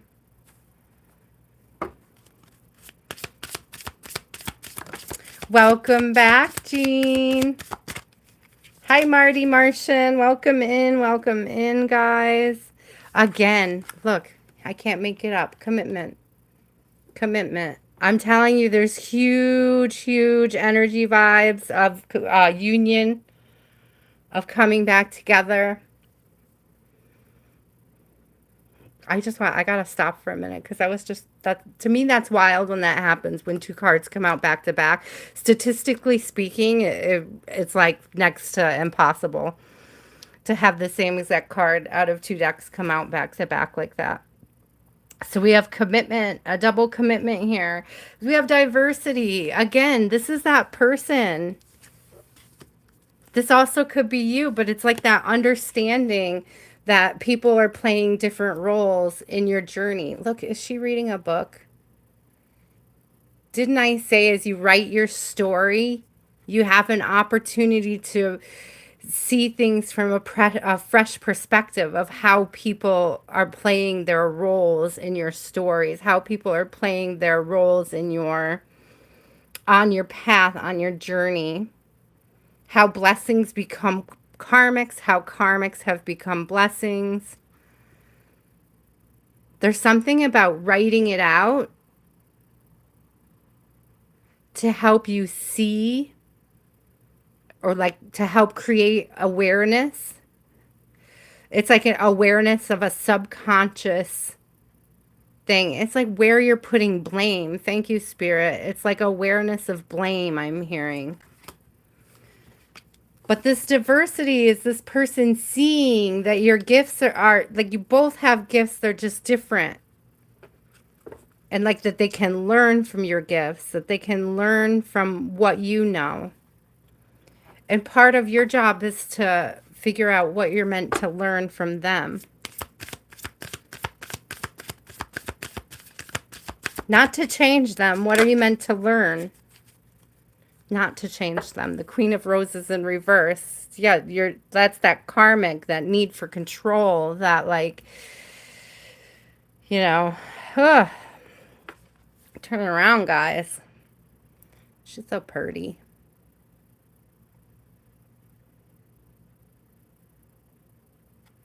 It's very Queen of Cups energy. Again, with that abundance of energy. Views of the ego on the bottom. I spoke a little about the ego before. It's like, if you write this down, it's like allowing yourself to be on display for you.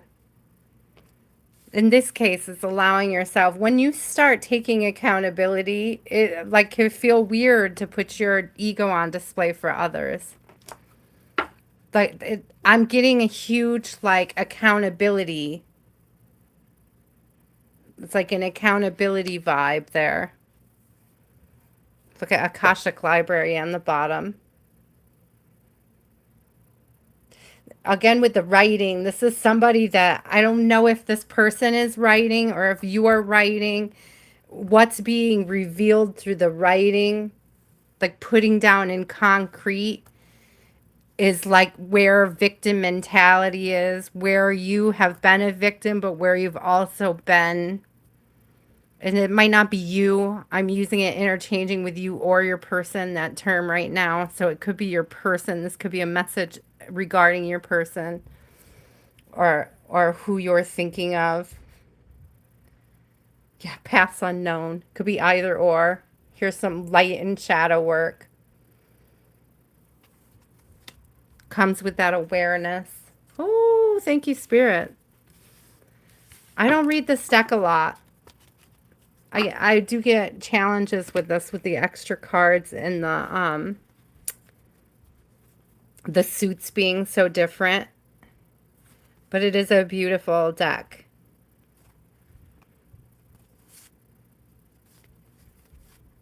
There's like extra information in this deck that I'm not as well versed in, so you don't see this one as much, but it is still a beautiful deck. Here's our, we can see our pair here. There's something about their very different, diverse roles. She's inside, he's outside. She's with the very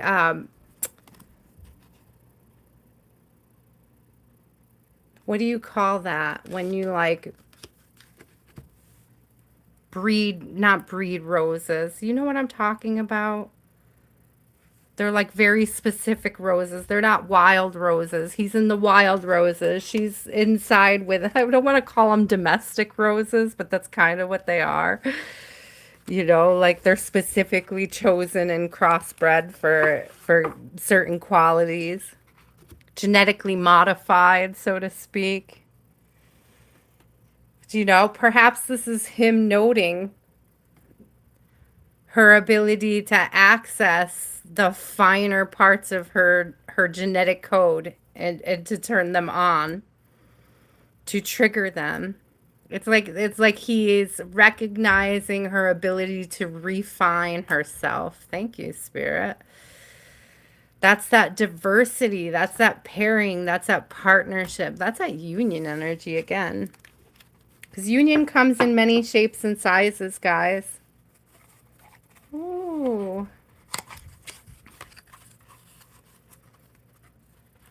Energetic union isn't necessarily oh, I'm almost trying to shove them in the wrong deck or in the wrong box. It would have taken forever to get them back out. I hate when I do that. Okay.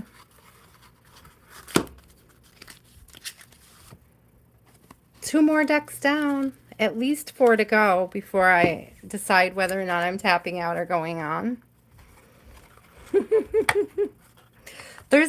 I'm telling you that there's huge union vibes.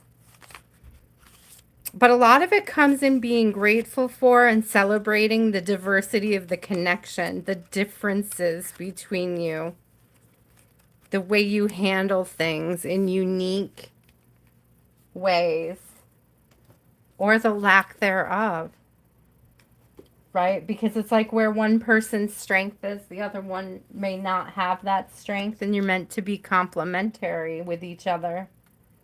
But that's how you learn from each other. That's where union comes into play. Oh, okay. Shaman, and I always call this my deck of truth, the Rider Tarot. It's the deck of truth. So let's start with some shamanic medicine. These are beautiful cards too. Shamanic oracle cards. Here's a little look at the artwork. And let's see, best-selling author Barbara, what? Michael Free and Flavia Kate Peters. Okay, if you guys wanted to know the creators of that deck, those are their names. Barbara, Michael, all one word, Free. It's hyphenated. There we go. Offerings. Somebody could be making you an offer. You could be making spiritual offers. You may want to consider making offering. Guys, you can offer up your pain if you are in any kind of physical pain. One of the best ways to show gratitude to spirit, seriously, is just saying, you know, how you offer up your pain. I can't think of a better thing to do with my pain than to offer it up to spirit for manifesting. That's transmutation right there, guys.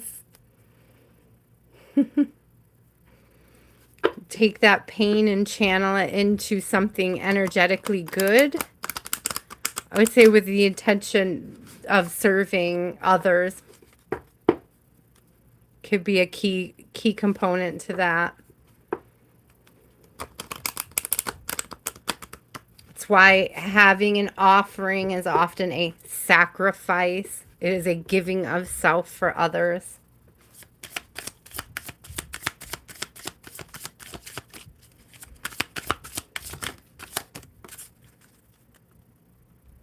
Ooh, this is that trust, that knowledge, that wisdom, that believing is seeing. When you put belief behind your spiritual intentions and things move and manifest in brilliant and wonderful ways. Feathers, restoration. Interesting. I love this. Let me show you. You guys don't really see it over here because it's off cam. But I also keep this little bouquet of feathers right here in the sacred space. There's some wire feathers that I made that are little. And then there's just feathers that we find. Feathers our friends find for me. This one is an owl feather. It's very soft. Technically, you're not supposed to collect feathers because you can't really say where they came from, but I can assure you that I'm not out there killing endangered species, nothing. Just found feathers, gifted feathers. Restoration. I'm getting like the feather pillow, right? When I see restoration with that, I'm getting that soft feathery pillow. Also, I have used my feathers for various ceremonial practices. Just like when I'm saying, we were just talking about offerings and making offerings and different things, you know, if you're not in pain and you're trying to figure out what you can offer, even just offering your time in some sort of ceremonial way to spirit. Like I will often use a feather when I'm saging. I have, for people in the past, I've saged ashes, like people's ashes. And I often use my owl feather to gently get the smoke to go over people's ashes so that it's a very gentle and loving act of respect on my end. That's how it feels. That is how it's intended. That's how it comes across. Aw, skateboard. A couple summers ago, I was playing with a slug. He was so cute. He was giant. He was huge, guys. He was one of those huge leopard slugs. And like they really love vanilla frosting. You've never seen a slug move so fast than when he eats vanilla frosting. He loved it. He ate it right up. It was so great. It was so fun to watch. He did not like the chocolate frosting. I think it's because it was salty. The vanilla was not salty at all. Bones for casting, divination. Kind of what we do here, right? Finding meaning. Using tools of discernment tools for, there's like tools for ceremony. There's tools for discernment. They're both meant to help you. Also, I'm getting dream energy on that restoration and the feather pillow vibes. Yeah, the challenge, trickster. The challenge is spotting the tricksters. Oh, man. All right, Spirit, give me a card. Thank you. Please and thank you, Spirit. Best card. Best message. Soul retrieval, reclamation. There really may be something here to somebody doing some kind of a soul retrieval. There's a reason why I was talking about ceremony and offerings. The huge thing for a good soul retrieval, if you're going to do it ceremoniously, would be to have an offering. Again, we have our feathered friends on the bottom, four-legged.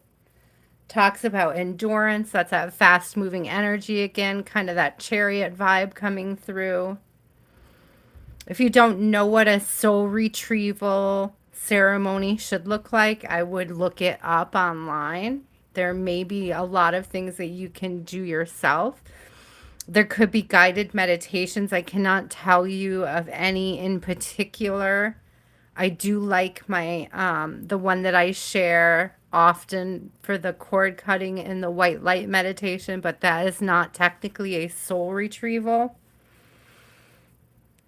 So I don't have anything to suggest specifically for soul retrieval. I think that a few weeks ago I talked about the chakra boosters. I may have shared something from the chakra boosters. She may have something on soul retrieval. Okay. So if anybody is looking to look at that, you may be able to find something you can do ceremoniously for self, but I know that there is a bazillion ceremonies on YouTube that other people have already created. So finding one that resonates. If you find a good one and you want to share it, you can come back and drop it in the comments, just so you know. Or if you've had a soul retrieval ceremony done by a healer that you like, you can mention it in the comments or in the chat. I'm open to it. Oh, I love these decks. This deck is cool. All right, let's see what comes out of the deck of truth on top of this, the Rider Tarot.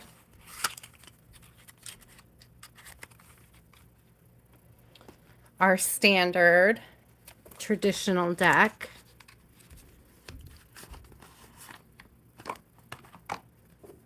Hi, Tam Tam. Welcome back. Thank you guys for all your likes. Thank you for any new subscribes. Tonight, the format's a little different. We're doing a bunch of tiny collective readings. No list tonight, but there will be a list again on Sunday. We're just taking a quick dive into my, I say quick. Yeah, we're taking a dive into my trunk tonight. We're about 2 of 5 rows in. So we'll probably, it's like 5 or 6 rows. It's like 5.5 rows. So we'll probably try to kill about half of the trunk tonight. And then maybe save the other half for next week. And then probably the following week we can try to hit the shelf. The deck tour is going to be probably a series of 3 weeks to go through all my decks. If you're curious about all my decks, you could go back to the beginning. It is a lot of little collective messages. Please remember, don't take anything that doesn't resonate. If you find something to be upsetting, you might want to look into it on a subconscious level. If something is triggering you, it's usually pointing towards something that needs to be healed in areas where you need growth and understanding, self-awareness, more self-awareness. Okay, Spirit, let's clarify. Yeah, that's that inner work. 7 of Pentacles, the putting. So 8 of Pentacles is like, oh, look at who's on the bottom. Just keeps coming up. The Chariot, the Chariot, the Chariot, the Chariot. Self-mastery. It's like, I'm getting this energy of somebody learning how to be just.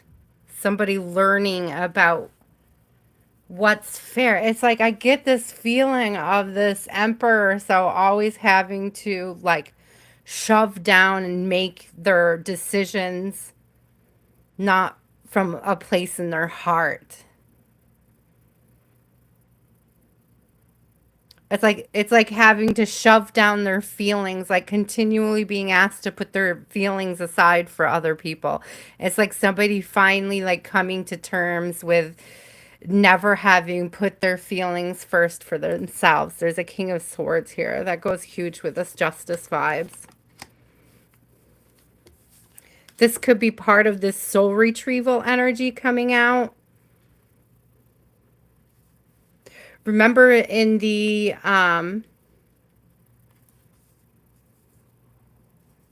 it's not an analogy. What do they call it? I always mess up this word. But in the Chariot, it starts with an A, but it's not analogy, but it's close. Allegory. Thank you, Spirit. So in the Chariot allegory, the black horse is always pulling you back down to earthly matters. It's always tying you up in earthly things. It's your shadow, it's your low vibe parts. Right? And your white horse knows the direction, knows which way ascension is. And self-mastery comes when you can align that shadow with the light and achieve ascension.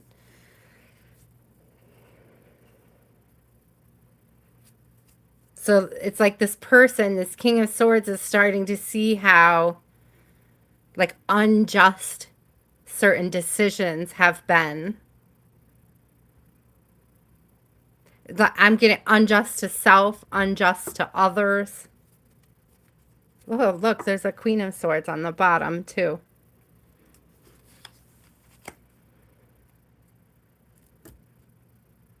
There's a lot of relatability through communication. There's a lot of communication coming through here. This may not be conflict resolution necessarily, but with it coming out with the justice like this, I'm really getting this vibe of somebody like really working to communicate their values better. Really working to be aware of and able, thank you, the world. It opens up new doors when you learn how to communicate what you value. Hello, Devil in reverse.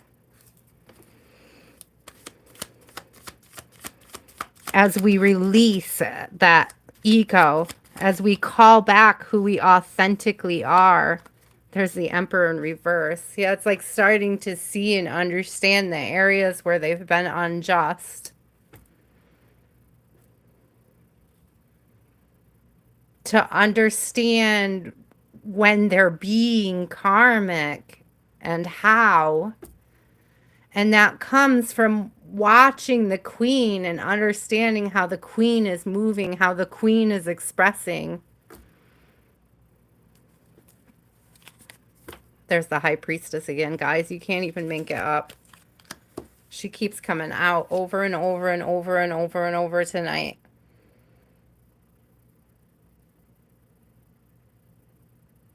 The patience of a saint.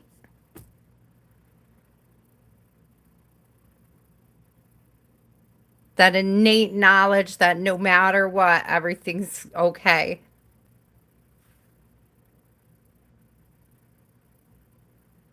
It's like the trust in the intuitive beingness of self. I'm hearing beingness, just the beingness of you. It's like the awareness and the allowance of taking up space without action. Did you guys see that? Because like a ton of cards went flying. Like, so we have the Two of Cups, which I love. I've been saying union vibes. We have the Three of Wands for the second time. We have the Strength and the Empress out for at least the second time, third time tonight. The Fool, which has come out 3 or 4 times. I just said Patience of a Saint. That all came out at once. I like really feel like it's like this person realizing all of the gifts and blessings that you've brought into their life through the trials and tribulations of just being. Like just your essence of being has created turbulence, but the turbulence leads to growth, self-awareness, self-mastery. And it's like this person is finally understanding. Look at all that yellow. That's exactly why this is in my solar plexus row. All this beautiful yellow energy.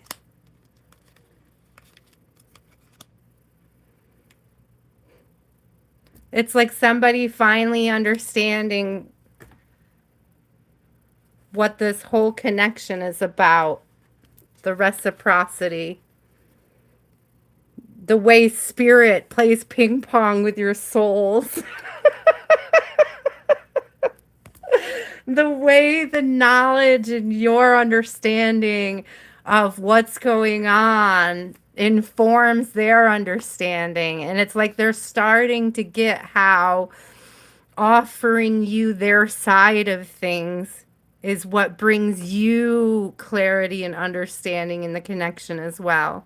It's like they didn't understand how that reciprocity worked, how it was inspired through spirit, how when they allow that inspiration through spirit to take hold, like it opens doors to truth and justice. I'm hearing like the vulnerability. It's like the full revealing of self. It's a great mystery of how men and women actually work together. Oh, thank you, Spirit. How to be grateful for that, even through the challenges. Oh, man. Thank you, Set to Mine. God bless you. We're grateful for the space you take up on our journey, for the role you play in our life. Thank you so much.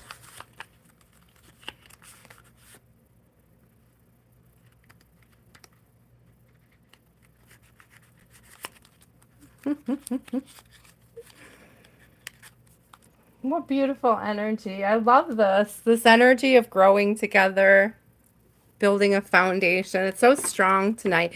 What's really strong for me is that it's like it's an energetic, spiritual connection. It's like the union is happening. Like you may not be feeling it or seeing it physically, but it's like what's happening energetically behind the scenes.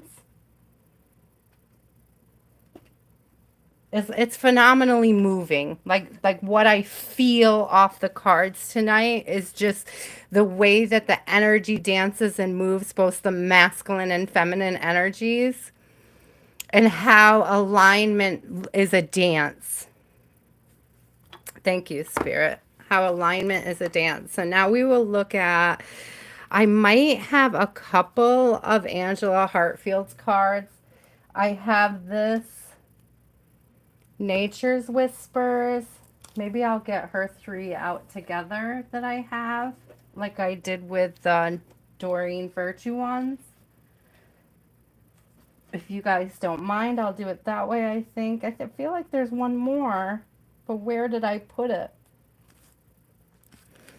So I have Whispers of Love, and then I think that the other one that I'm thinking of, here it is Whispers of Ganesh, Lord Ganesh. So Angela Hartfield. I think they are all Angela Hartfield and Josephine Wall. They both did this one. This one, the artwork is somebody else, but it's an Angela Hartfield.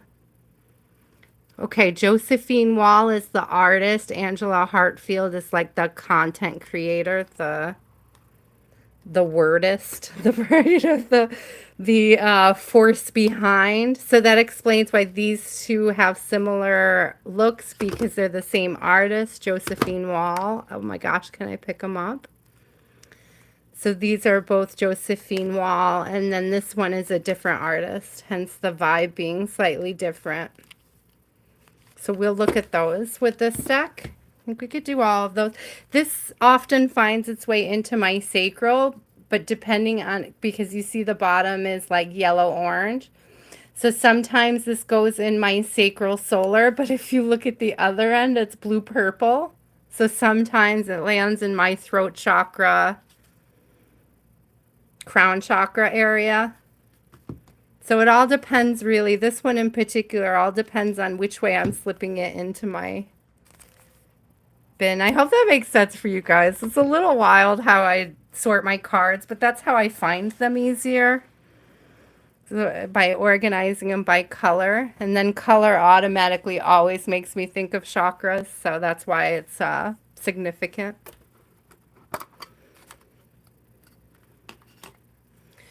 Oh, I missed stuff. You guys, is there a lot of drama going on? Because I'm only half reading the room, guys. Sorry, I'm really just so into showing you the cards. So now we're going to do the Wonderland Tarot, which is great because this year me and my daughter have been reading Alice in Wonderland. The Adventures of Alice in Wonderland. So these are fun. Oh, what's flipped here? Oh, look who's on the bottom, the Emperor in reverse. I haven't shuffled yet, though. Oh, I love this. It's got mirror cards. So it's just all the card info. And then they made it in mirror. I thought that was a really cute little collector touch for this deck. To have that mirroring. Again, with the playfulness coming through. Playing with the universe and seeing how it responds. And it's like somebody learning that from you. Yeah, playing with the universe. It's laughing in the face of fear, I heard. We look so silly. Oy vey. I love it. He's got that original deck card feeling to him. Like this has regular playing deck vibes with the little... So oysters are pentacles. Off with your head. Off with her head. Sorry, I got to do it in 10 voices now. So, so here's the King of Pentacles coming up again. So, okay, the pepper mills, I think, are the wands energy. Just gonna see what I see in this first, because I have to remind myself what they are doing here. It's pepper mills. Okay, so the hats are the cups. The hats are the cups. So flamingos are swords. I think that's all of the suits. Flamingos are the swords. Oh, there's our High Priestess again.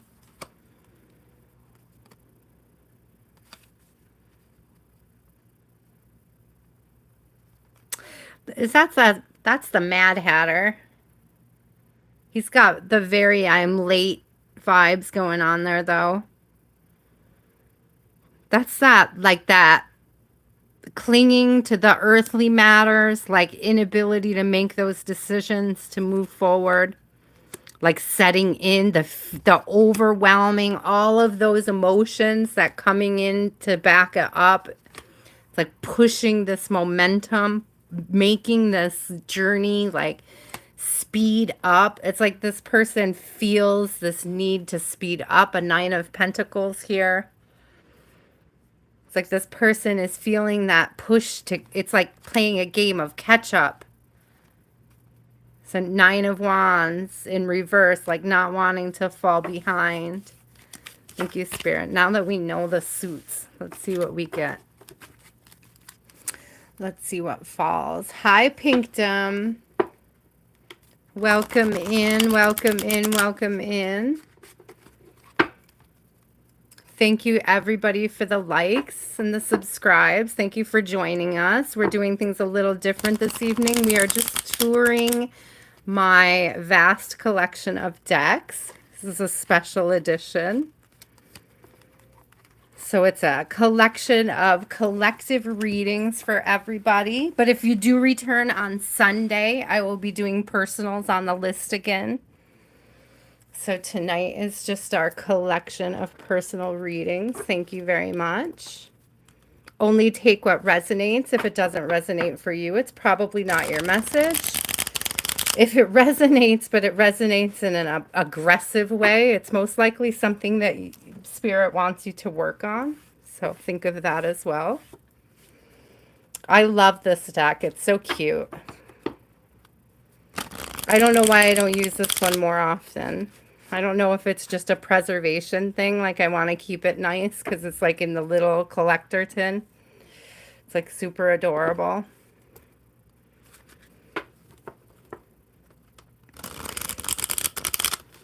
I would probably wear it out if I really let myself use it.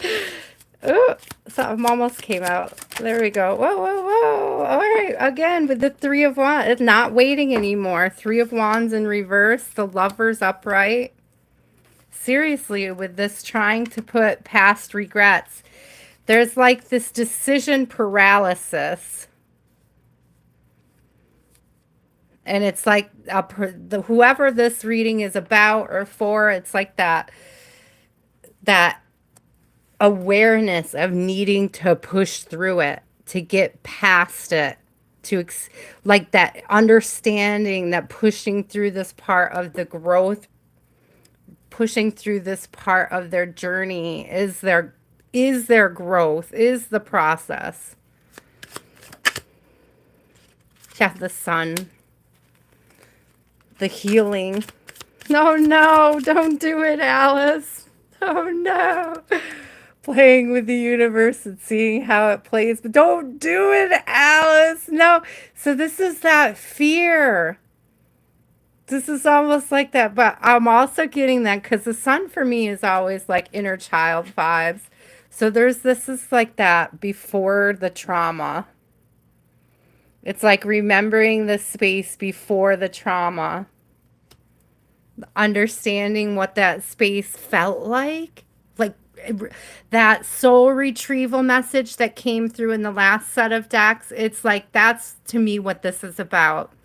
That inner child healing is about retrieving the soul before the trauma. Seeing yourself unveiled, seeing yourself through, like without the trauma lenses. Thank you, Spirit. Without the lenses of earthly trauma, physical trauma, spiritual. There's the star coming through again. And this particular one, it's the griffin taking a nap. We'll keep her. And there's the Fool again. This was in reverse, so I'm getting again, it's like that not having taken this right steps in the beginning and feeling the sense of urgency, of necessity to like move faster, to ascend faster. You know, it's like when you have been working on a puzzle for a long time and it's missing something. And it's like you finally figure out that one piece and then the rest of it falls into place. It's like this person has finally figured out how the piece fits. And now everything is starting to fall in place a little quicker around them. So a 7 of Wands in reverse. Yeah, they're starting to see the conflicts differently. Oh, no, it's upright. Sorry. But they're starting to see how the conflicts, look, it's the griffin again. There's that rest and restoration after conflict. It's the start of seeing how this conflict adds to your growth, puts you on your path in the right direction. How the conflict with others, the diversity of how it's handled, plays out in the connection. There's the moon coming out again. I don't know that poem, but that's one of my favorite scenes. It's got like huge ethical implications to it, that whole scene. I love that they're coming out back to back too, because I do believe that isn't it Tweedledee and Tweedledum that tell the poem about the walrus and the carpenter? And like the whole moral of the story is like they eat the same amount. One of them doesn't care and the other one pretends to care by crying. But does he really cry because he eats them anyways? It's like, does he really care? It's like false tears. The walrus. I don't remember how the whole story goes. But again, I'm going back to that whole thing about like how you tell your story, where you place blame, being aware of your victim mentality. No one forces the walrus to eat half of those oysters or clams or whatever the heck they were, oysters. So here we go. We got 3 of Pentacles on the bottom. Again, it's like there's this whole thing of seeing how the diversity and the attributions of the conflict. That's when the baby turns into a pig. Love that. Do you guys remember, anybody who's old enough? Do you remember the old not cartoon version with like Whoopi Goldberg as the Cheshire Cat? Does anybody else remember that, made for TV? Martin Short was the Mad Hatter. They had like one of the best depictions of the story I've ever seen. It's my favorite. But now, like, every time I see this card, all I can hear is that song. Do you know what I'm talking about? Does anybody know what I'm talking about?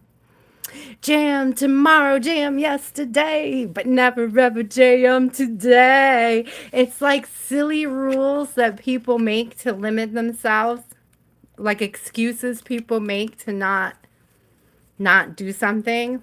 Like you can have jam tomorrow, you can have jam yesterday, but you can never have jam today. It's like a reminder to be more present and to not put stupid limitations on what you can achieve in any one day. What a beautiful deck. Okay, we're going to put that one away. Thank you for sticking with that message. A lot of these collective messages seem to have a line going through them, a connection. So, y'all take it as it resonates to you personally. Okay, let's look at the whispers. I have 3 whisper decks here, and then I'll decide after this one, after these 3, if I'm going to continue. I have to sneeze, or if I'm going to call it a night. We'll see. There's a lot of decks that are still over here to my right that I didn't even touch yet, that would normally be in my bin, but I don't think we've gotten that far yet. So I don't think that we've missed anything. They're just not in the proper place. Okay, let's start with Lord Ganesh. Hi, Eva. Which energy can you see? Are you asking to see more? I have lots. Welcome in, everybody. The format's a little different tonight. If you're used to seeing me do personals with a list, you'll find me again on Sunday with a list. If you get here early enough, look at that. There was a card in here that doesn't belong to this deck. And I was just looking at this deck as I was saying that some decks are not where they belong, because it is a solar plexus deck, and I am in yellow now. So I think I will keep it out. because I think that's a nod from Spirit that I did miss a deck. So we'll keep this out as we finish up our solar plexus stuff. And we'll do a little reading out of this one too. This is a really cute one. I like the artwork. If you're into anime, it's got a really sweet anime vibe, the Star Spinner Tarot. It's like anime meets Art Nouveau. It's very cool style. Yes, it's part 1. It's probably going to be at least 3 of these sessions to get through all my decks. At least 3 sessions, I think. Might be 4. We'll have to see how it goes. This deck has some beautiful, beautiful energy, beautiful imagery. So we have divine support, acceptance. Thank you. Thank you, Spirit. And then promise of the future came out here. So again, this is somebody who is like seeing the bigger picture. And it starts by accepting where they are on their path and understanding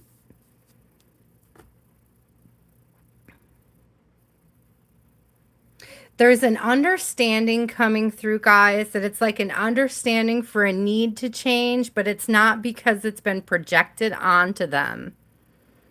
It's like this person has like a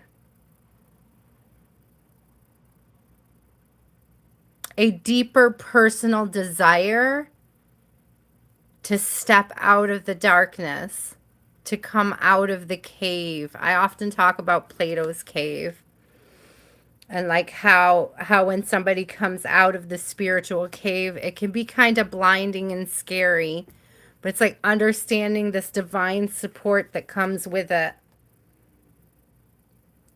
Understanding about the direction towards the light. It's like this person is accepting their shadows in new ways. It's like I'm hearing like the step before accountability. We saw accountability earlier coming through. And it's like this person is starting to see the areas where they need to hold themselves accountable. I think we saw earlier too in views of the ego out of the Akashic Record deck.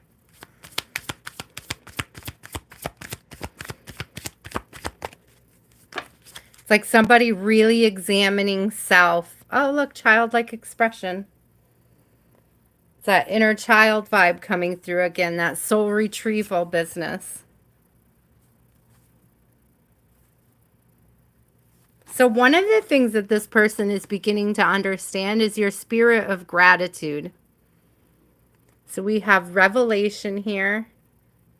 It's like the spirit is revealing things to this person. And some of the things that they have understood, some of what lights you up and makes the spirit of playing with the universe downright beautiful, is it having this generous spirit. The selfless spirit creates the space for this play.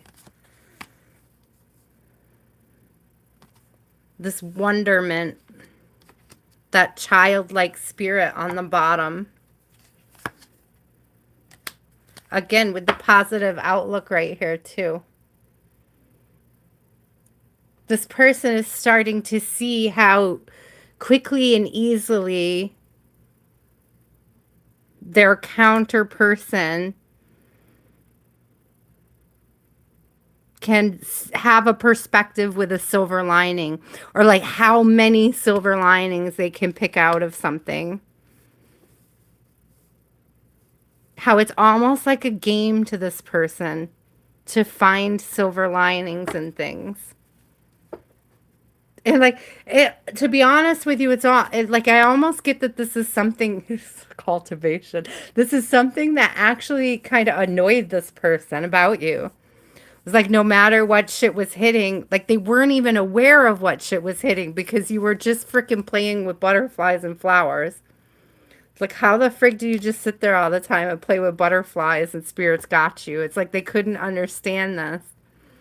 And it was like that ability to always see the blessing, continually grateful for what you've learned, always being curious, always being playful, always being generous with your spirit. It's like the revelation that you've always been there for this person, that you've always cultivated this connection. I don't know, it's bringing them harmony, peace. Look at this, blessings. Again, with openness. That's that vulnerability energy coming through. That willingness and ability to be vulnerable, to be open to the abundance of the universe. How? By having this playful spirit that relies on the positive outlooks.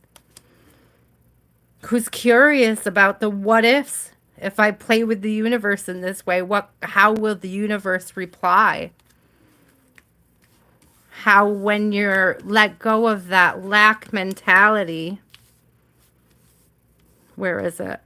We had acceptance. Where is it? Hold on.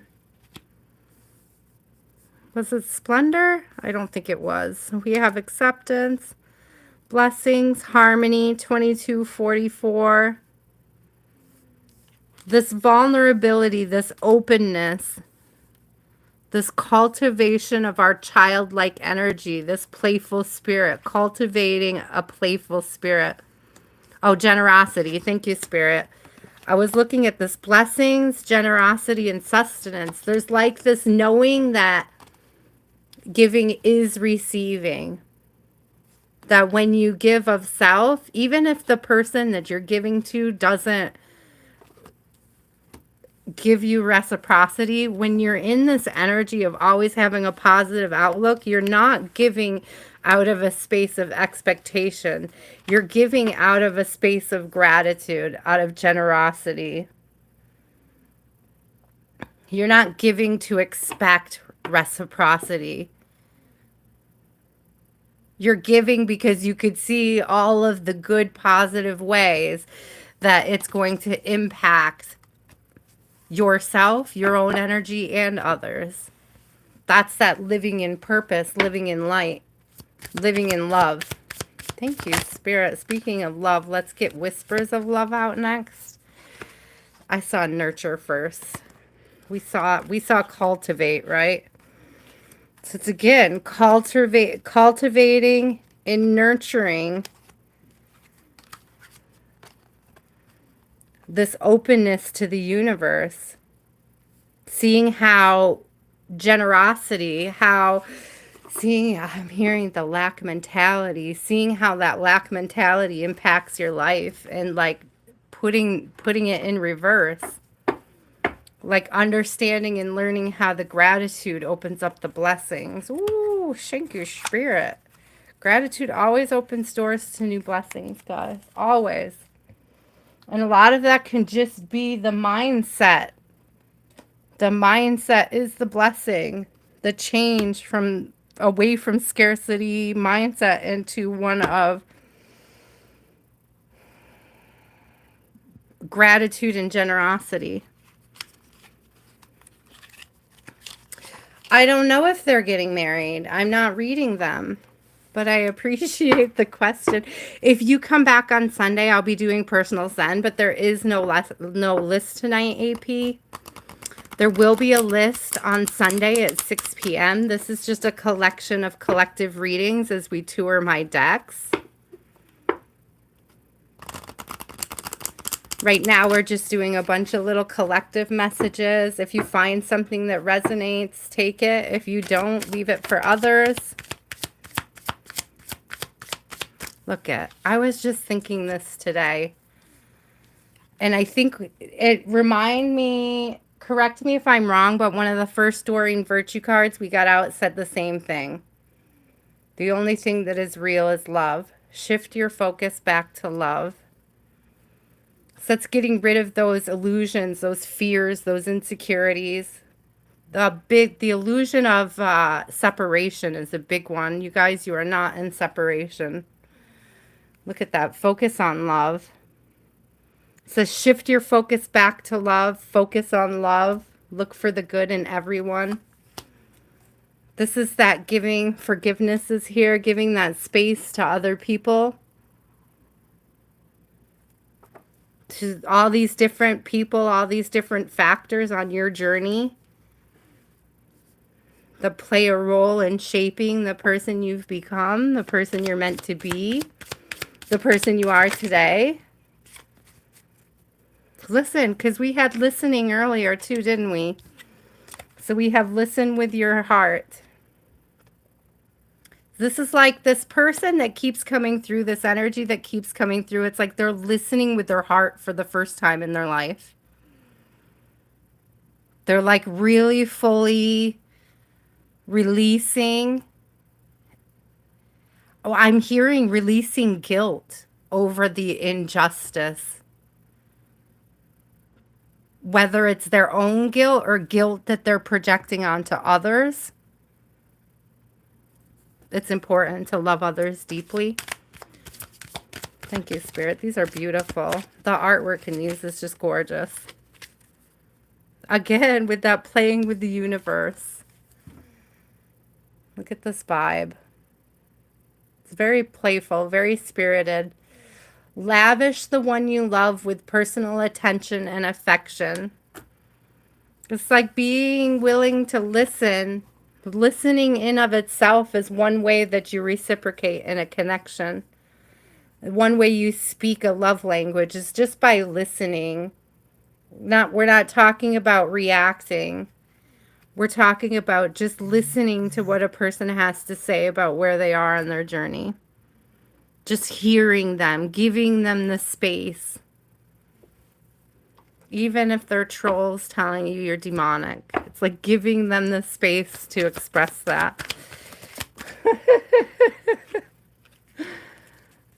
Have faith. Again, guys, believing is seeing. Trust your faith in this situation. Oh, look at all the butterflies. Donna, are you still here? Check out all those. Hi, Genesis. I promised you a reading. I wasn't going to do readings today, but I made... Oh, look, you guys. What did I say about union energy? Union of hearts. A love connection defies explanation. All that union energy. Genesis, I'll do a reading for you. You're the only one that I'm going to allow to have a reading tonight. And that's just because you got missed on Sunday when my phone overheated. So Genesis, if you have a question, you're the only person I signed on tonight being willing to entertain a question from.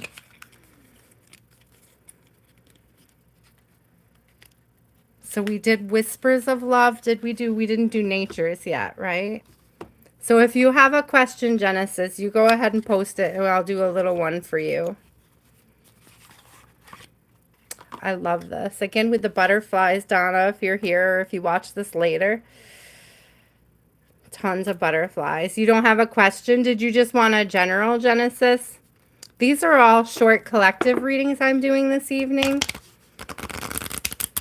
They're kind of like the personals, but not attaching any one name or one person to them.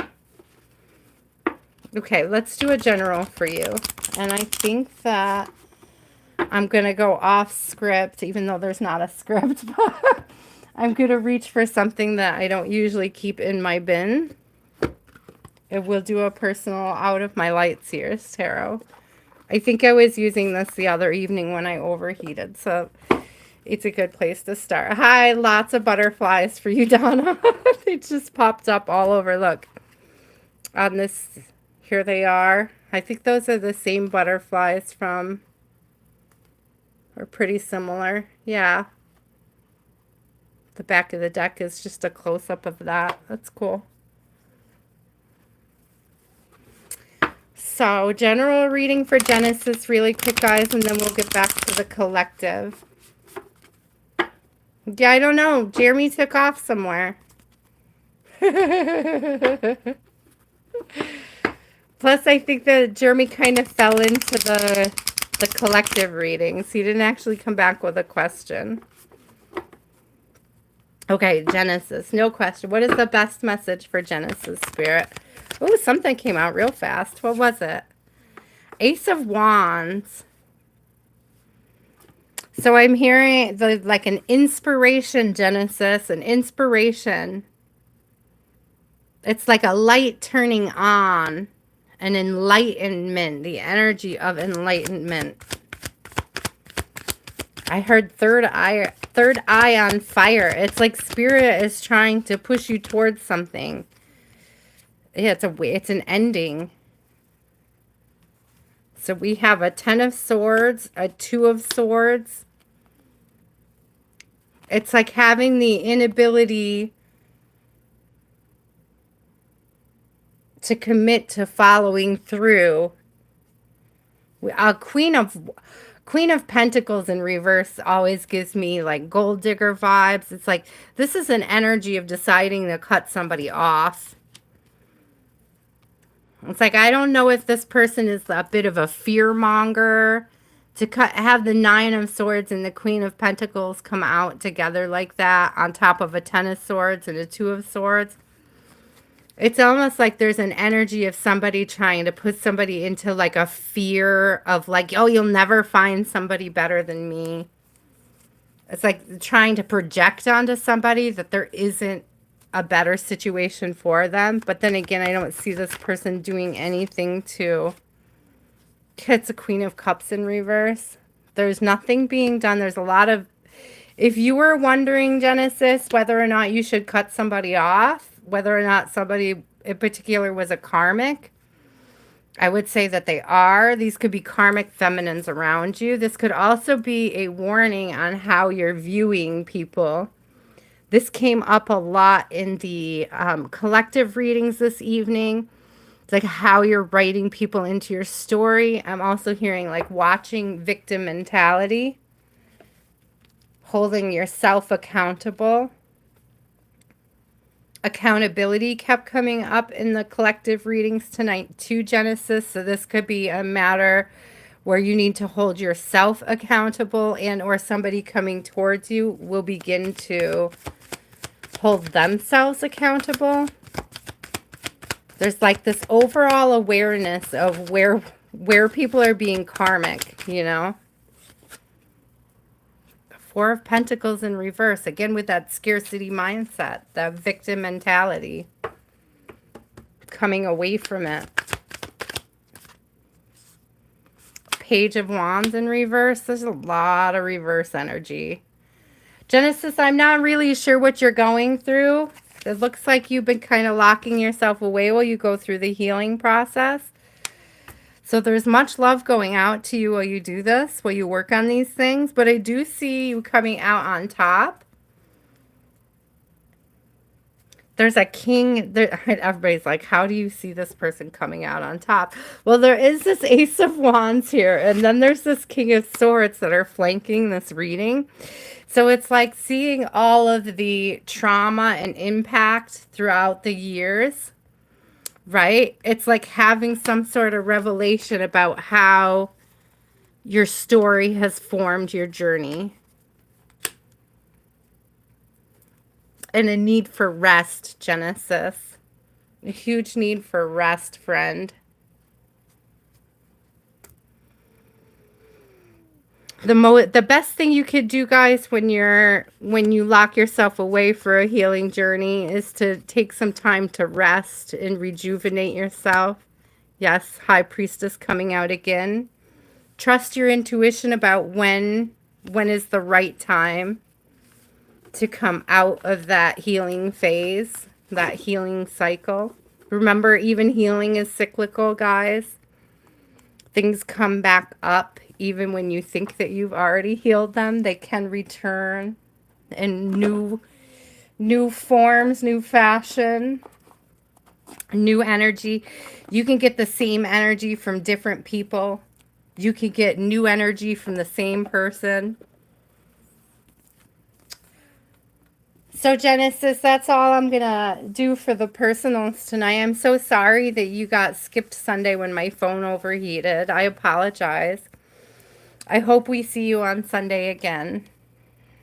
I'm going to feel my phone right now. Yeah, it's really warm. It's not lagging yet, but it's warm. Okay, let's look at Nature's Whispers. For anybody who's new here, this is very different than a standard evening for me. We are actually touring my decks. We're looking at all the different ones that I have here. This is a special edition reading. We're doing a bunch of small collective readings instead of doing the personals. Trust your own understanding. Love that owl energy. Again, tons of butterflies. Moths are enlightenment. Whenever I see moths, I think of enlightenment. Fresh approach, fresh perspectives. Changing your outlook.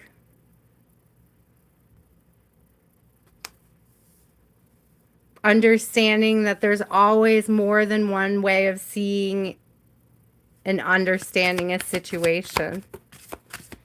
I'm going to put those back in. Nothing flipped. Let's see.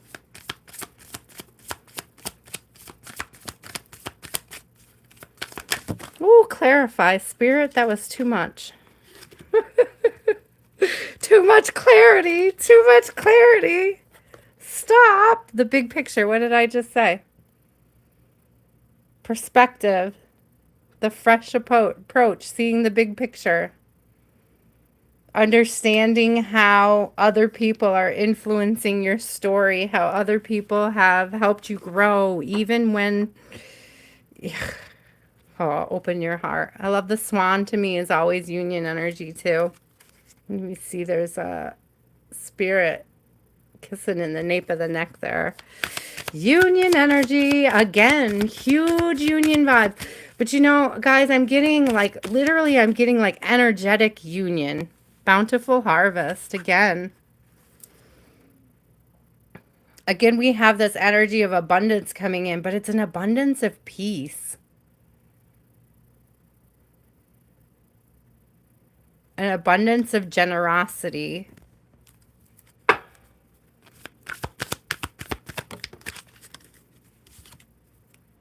Be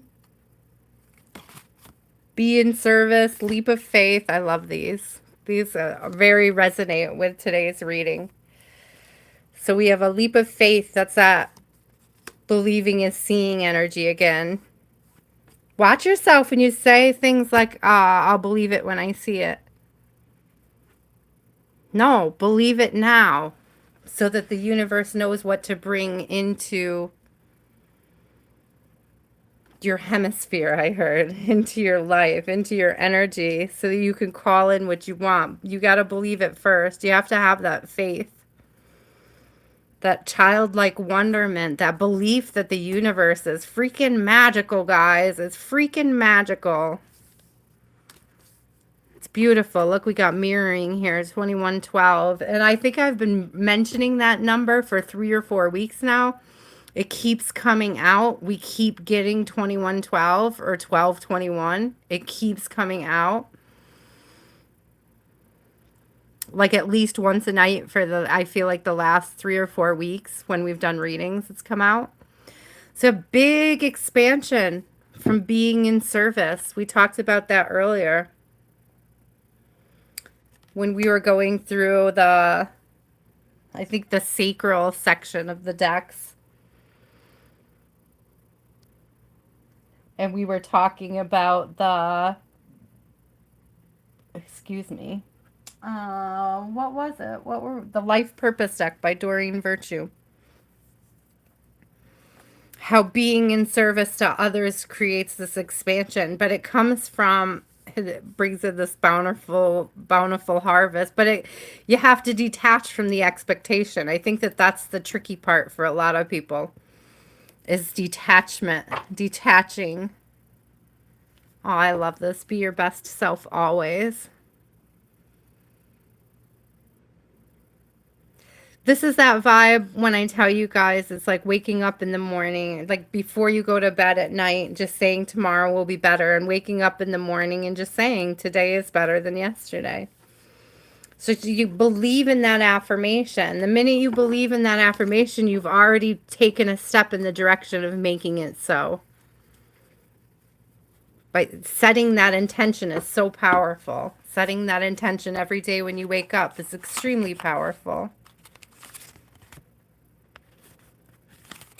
Because even if everything goes to shit around you in a day, if you have the perspective that you can handle it better, you will.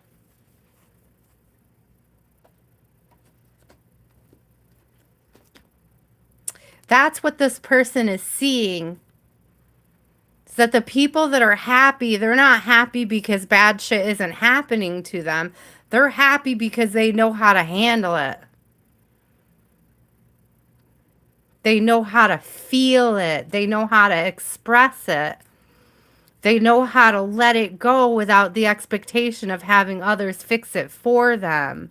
It's like this person is starting to really see how that works, how gratitude works, because it's the ability to let go of all the karmic energy that we attach to people in our stories, to situations, to our traumas. When I'm hearing trauma bonding, but it's not like with people, it's like trauma bonding to your own story. Like you're trauma bonding to self. It's like this person has a revelation. This reminds me of that energy earlier we saw, guys, where the King of Pentacles was holding on to the bowl. In the star energy, she was just like floating up in the ethers. It's the same vibe. It's that same thing of like seeing. I'm also seeing how she's giving without expectation of reciprocity. Perhaps he is too.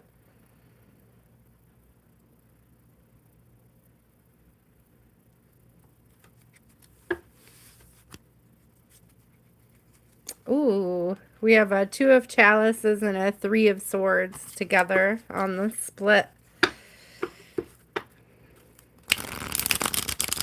So I'm here, like it really is like this person seeing where they've been unjust in connections and trying to figure out how to balance it. Fortitude. There's strength coming through again. These cards are beautiful. I love the anime vibe, but I'm also a huge art nuevo. I always say it wrong, guys. Sorry. It's like one of my favorite art styles, but I always say it wrong.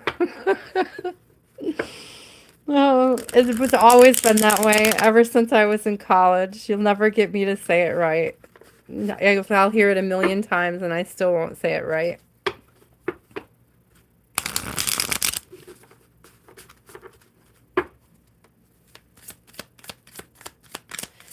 Let's see what we get out. Wow, look who keeps making an appearance. The Fool. New beginnings.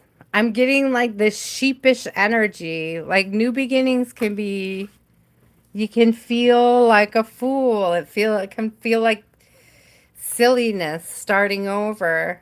Look at this. Donna Best. Didn't we just look at a queen holding a ship this week? Weren't we just talking about a queen of cups being able to decide what thoughts pass through, what patterns she allows, what directions she allows them to move in, how she directs them? We have the Magician again for the second time this evening. It's like somebody's really learning how this playing with the universe business works. And they're getting it by watching, by listening, by experiencing it through your eyes, through your expressions. Vicariously, like they can watch you growing This little devil jumping on his chest. This reminds me of, this is Saint Bernadette, who had asthma. And she used to describe her struggles as having a demon on her chest when she was sleeping, like squeezing the air out of her. I always connected with Saint Bernadette because I have asthma. Like, I know that feeling. Like, I knew when she was expressing it that she was talking about her asthma. She was one of those saints, you guys. If you don't know anything about Saint Bernadette, she was so sweet. So she came from a very poor family in France, and they sent her off. She actually really wanted to be a nun, but she was supposedly too young, but because she was so sickly, she ended up getting sent to live with the nuns earlier than most people are allowed to become a nun. And this like angered the headmistress, the head nun. Like, she was it inconvenienced the head nun to have her there. And so the head nun would have her clean all the time, but she would just high toes truck, and she would just constantly like cut her down. And like, she was a karmic in her life, you know. She was just constantly insulting her and punishing her for things. But like, her punishment would be like different ways to serve God. And it would just make the head nun like even more and more angry at her because she was happy to sweep the chapel. Like, she was happy to mop the steps and the floors and stuff, and she'd be happy to do it again if she didn't do it right the first time. There was like just something so giving, and there was like no, it was not about what she could receive from the nun as a human being. It was more about the gratitude she was receiving from God for just being able to do. And with Saint Bernadette, for me, she's always a reminder of what I'm able to do, especially as an asthmatic. Like, this card just gives me, I don't think I've ever seen this card in this deck, by the way, guys. So that's the first time I've ever drawn a parallel between Saint Bernadette and this deck. That's cool. But she's one of my favorites. One of the things she's known for is, if you guys have ever heard of Our Lady of Lourdes or Lourdes, France, she's the one that had the vision of Mary. And they put her through some trials, especially because of that head nun. Like, she actually got almost like yelled at and punished for that whole situation. And again, that's that thing of like people being outside of you and not understanding your journey. Like, seeing it in a perspective that you understand on a completely different level. It's like you have this deep understanding of gratitude. I can't remember the exact story, but there was something about Saint Bernadette always giving her siblings her cake. It was like she was just so super grateful to have it that she wanted to share it, that she never actually ate her own cake. She was always happy to have it, but she was never the one that actually ate it. I think it's a sweet thing about her, too. I don't know how much of these stories are just myth about her, but I have a very close affinity to her. I consider her one of my patron saints.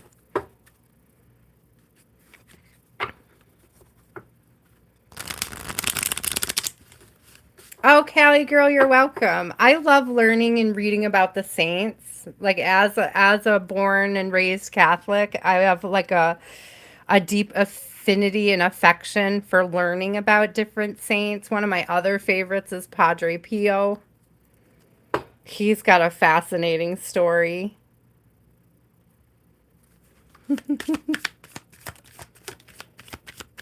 So we have again a king. Is that a king or a knight? It might be a knight. It's hard to say. I think this is a Knight of Cups. We have the star coming out again with the egret.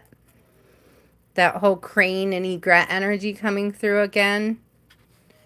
So for me, a lot of times when I see the stars, it's that openness, that willingness to be vulnerable, that willingness to pour out without expectation of, aw, you guys, look at them together.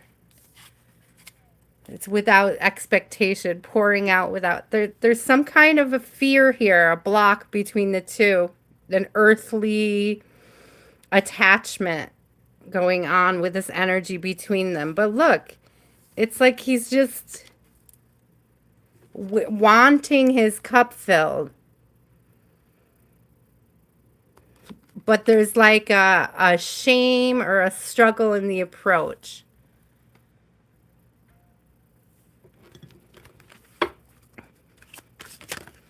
Ooh, I got 3 more out. I was just thinking in my head 3 more because that was where the way the world came out again. Judgment. And the Knight of Wands. I really do see this person like coming in. I don't know if anybody's a little thick. I'm thick. I love that this world card's got the curvy girl. She's a little thick. She's well traveled. She's tried a lot of sweet, decadent desserts. She knows what she likes. The judgment, that she's made the judgment calls. She's so confidently her in herself. And it's just a huge turn on. I really do see this person finding this to be a richness. Hi, Squeaky. We have a squeaker. We have a squeaker in the room. What you doing, Squeaky? Did you just want to come say hi with your little friend? Here, your friend will come on camera and say hi. Are you ready? We have this jabber ball addiction, guys, over here. We've got like 20 of these little guys. Here you go. So there's your jabber ball introduction. So this King of Cups, look, it's like the same posture. I think that they're knights. Did 3 knights just come out? These knights have a similar posture about them. And this is, again, this is like that head over heart, making head over heart or heart over head decisions. So we have the earth energy here, but we have the emotional energy here. It's like having, it's like seeing these 2 sides to themselves. Like being fully aware of that. But I also see with this world card here, the judgment and this wands, it's like the attraction to how you show them both sides. There's something about how you've been able to embrace both sides of this person. How you've been accepting of both sides of this person. It's like they're understanding the depth and the capacity of your love based on how you've loved them through every version of themselves. It's like you're not loving them because they're changing into something that you want them to be, but it's like your love has always been there regardless. And that is eye-opening for this person, the space that you have created for them. Ah, bum, bum, bum. You guys, she just got into the trunk. So that may be the end of the trunk tour for the night. Because usually that means all the decks are going to come out at once. But let's finish on I have some affirmations that kind of don't fit anywhere. So if you guys want to finish, thank you so much for all the likes and the subscribes. If there's new subscribers, thank you for those tonight. I know the format was a little different than what you're used to.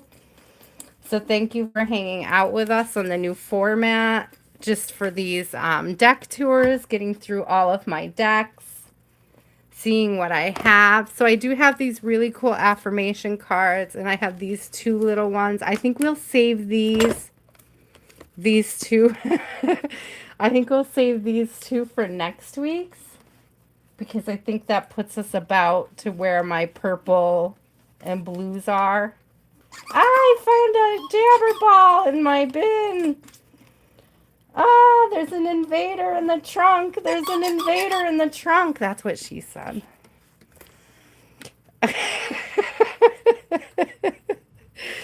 So let's go. We're going to go in order too. We'll start over here with the one with the most red, and then we'll move to this one that has some yellow, and then we'll move into the one that has green. So we'll kind of do them chakra-esque. Let's see what's in this one first. We'll get some affirmations, guys, and then I'm probably going to go play. I think this is my call to go play. Thank you, Tam Tam. This was fun for me, too. It's a little different, but I like the format. I like freestyling a bunch of collective messages. It feels good for the soul in general.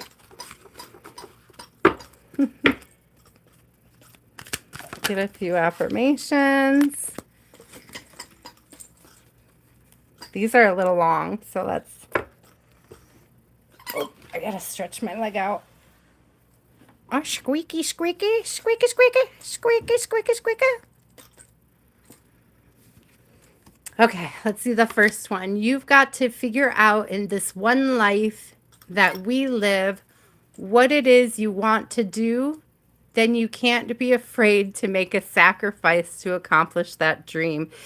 I'm telling you guys, we talked about offerings. We talked about seeing the points of view that we can give up in an effort to overcome fear, self-limiting.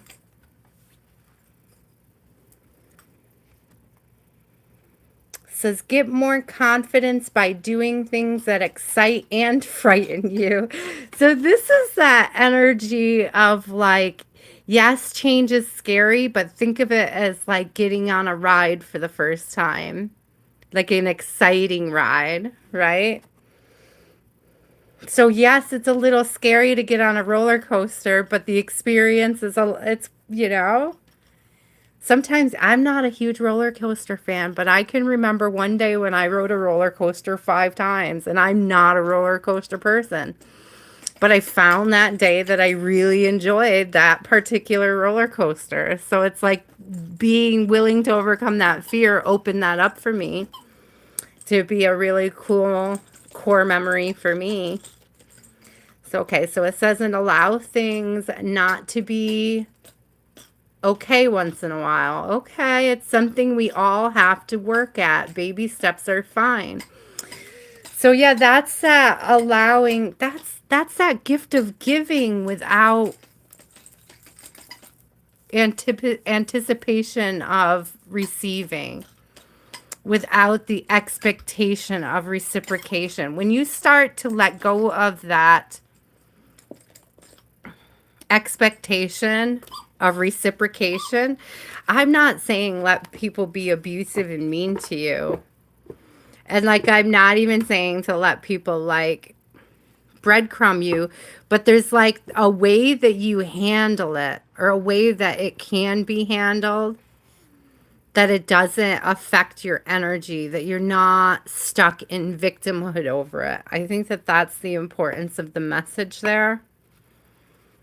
Okay, it's not like I'm inviting you guys to be open to inviting you to allow your abuser to be who they are without expecting them to be somebody that they're not.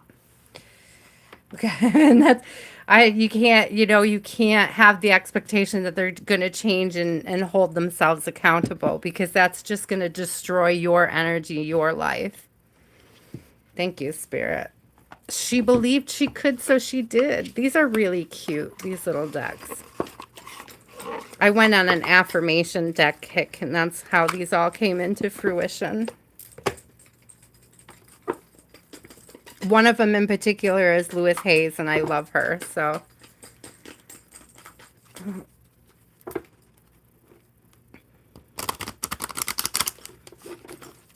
Hi, Ghost. Welcome back, guys. Thank you all for the likes and the subscribes. If you're new here, If you come back on Sunday, 6 p.m. Eastern Standard Time, I will have a list again to do our Practically Personals and our Sunday Tea Party. Tonight, we are just taking a little collective tour of my decks. We have gotten through the root chakra and the sacral and the solar plexus chakra tonight, the cards that I put in those areas. So that's cool. We got through 3 chakras. It says, in order to succeed, what did I say? Believing is seeing, right? In order to succeed, we must first believe that we can. Nope. Nope. Take him back there with you. I'm almost done, and then we'll play together, okay? If opportunity doesn't knock, build a door. I love that, Milton Berle. If opportunity doesn't knock, build a door. These are those self-limiting. This is both of these together is talking about self-limiting. I love this card. We do not need magic to change the world. We carry all the power we need inside ourselves already. We have the power to imagine better. That's that whole energy of waking up in the morning and saying today is going to be better, and just having that perspective makes it so. Just having that belief, just having this understanding that how we're receiving the universe matters. The energy that we're receiving it in. All right, let's get 2 more out of this, and then I'm going to call it a night, guys. Are these... Okay, these ones are front and back.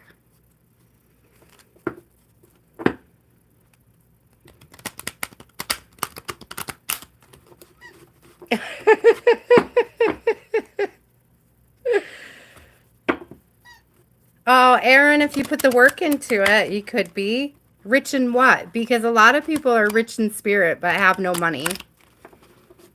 Rich in purpose may also be somebody who's always supported by the universe but doesn't have an abundance of objects or an abundance of fiscal responsibility.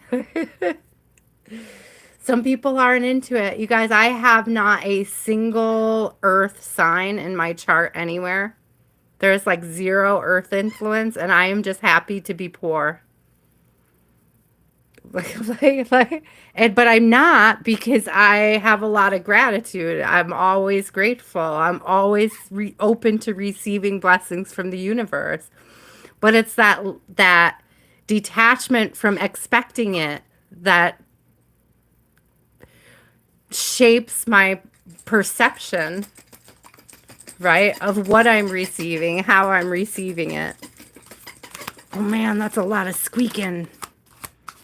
He sounds excited. Oh, I'm going to take these 2 because they look like root ones coming out together. And I started at root tonight, so that seems really good. So it says, my heart is open. I allow my love to flow freely. I love myself. I love others, and others love me.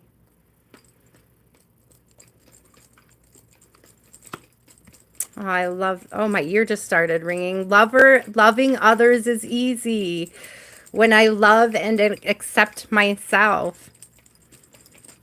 What was I saying earlier about just allowing people to have that space in your journey? The same way that Saint Bernadette allowed that nun to have that space in her journey.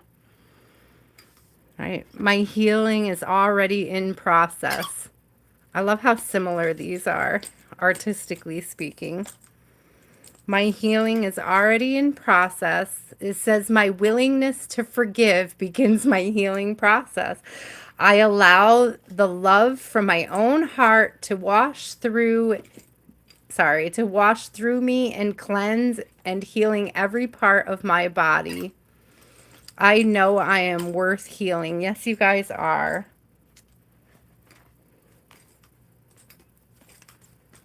Yes, you guys are.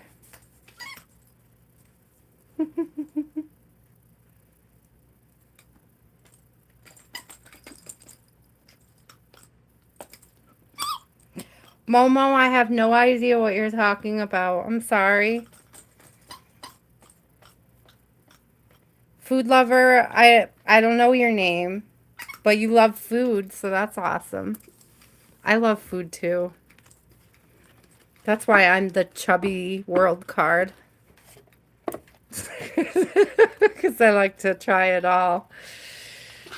That's been one of my things this lifetime. Bam! I love this. Thank you guys so much. Next week we will dive into, it looks like we are on to the heart chakra. So we'll dive into green, my green decks, a little bit deeper. So we'll do green and then we'll move into blue. So some fun things to look forward to when we hit green is that we've got things like we'll have the Gaia deck, the fairy tale deck, the spirit song deck. So these are things that we'll look at. Oh, I love this one, Dreaming Way Tarot. We haven't used this one in a long time. It's beautiful. I have a lot of tarots in green. We have the Thelma. We have a fairy one. We have an oceanic one. I keep my chakra wisdom deck in the green. So that'll be fun. Something to look forward to next week. Coming up into crystal spirits too. It's a really good start on this one.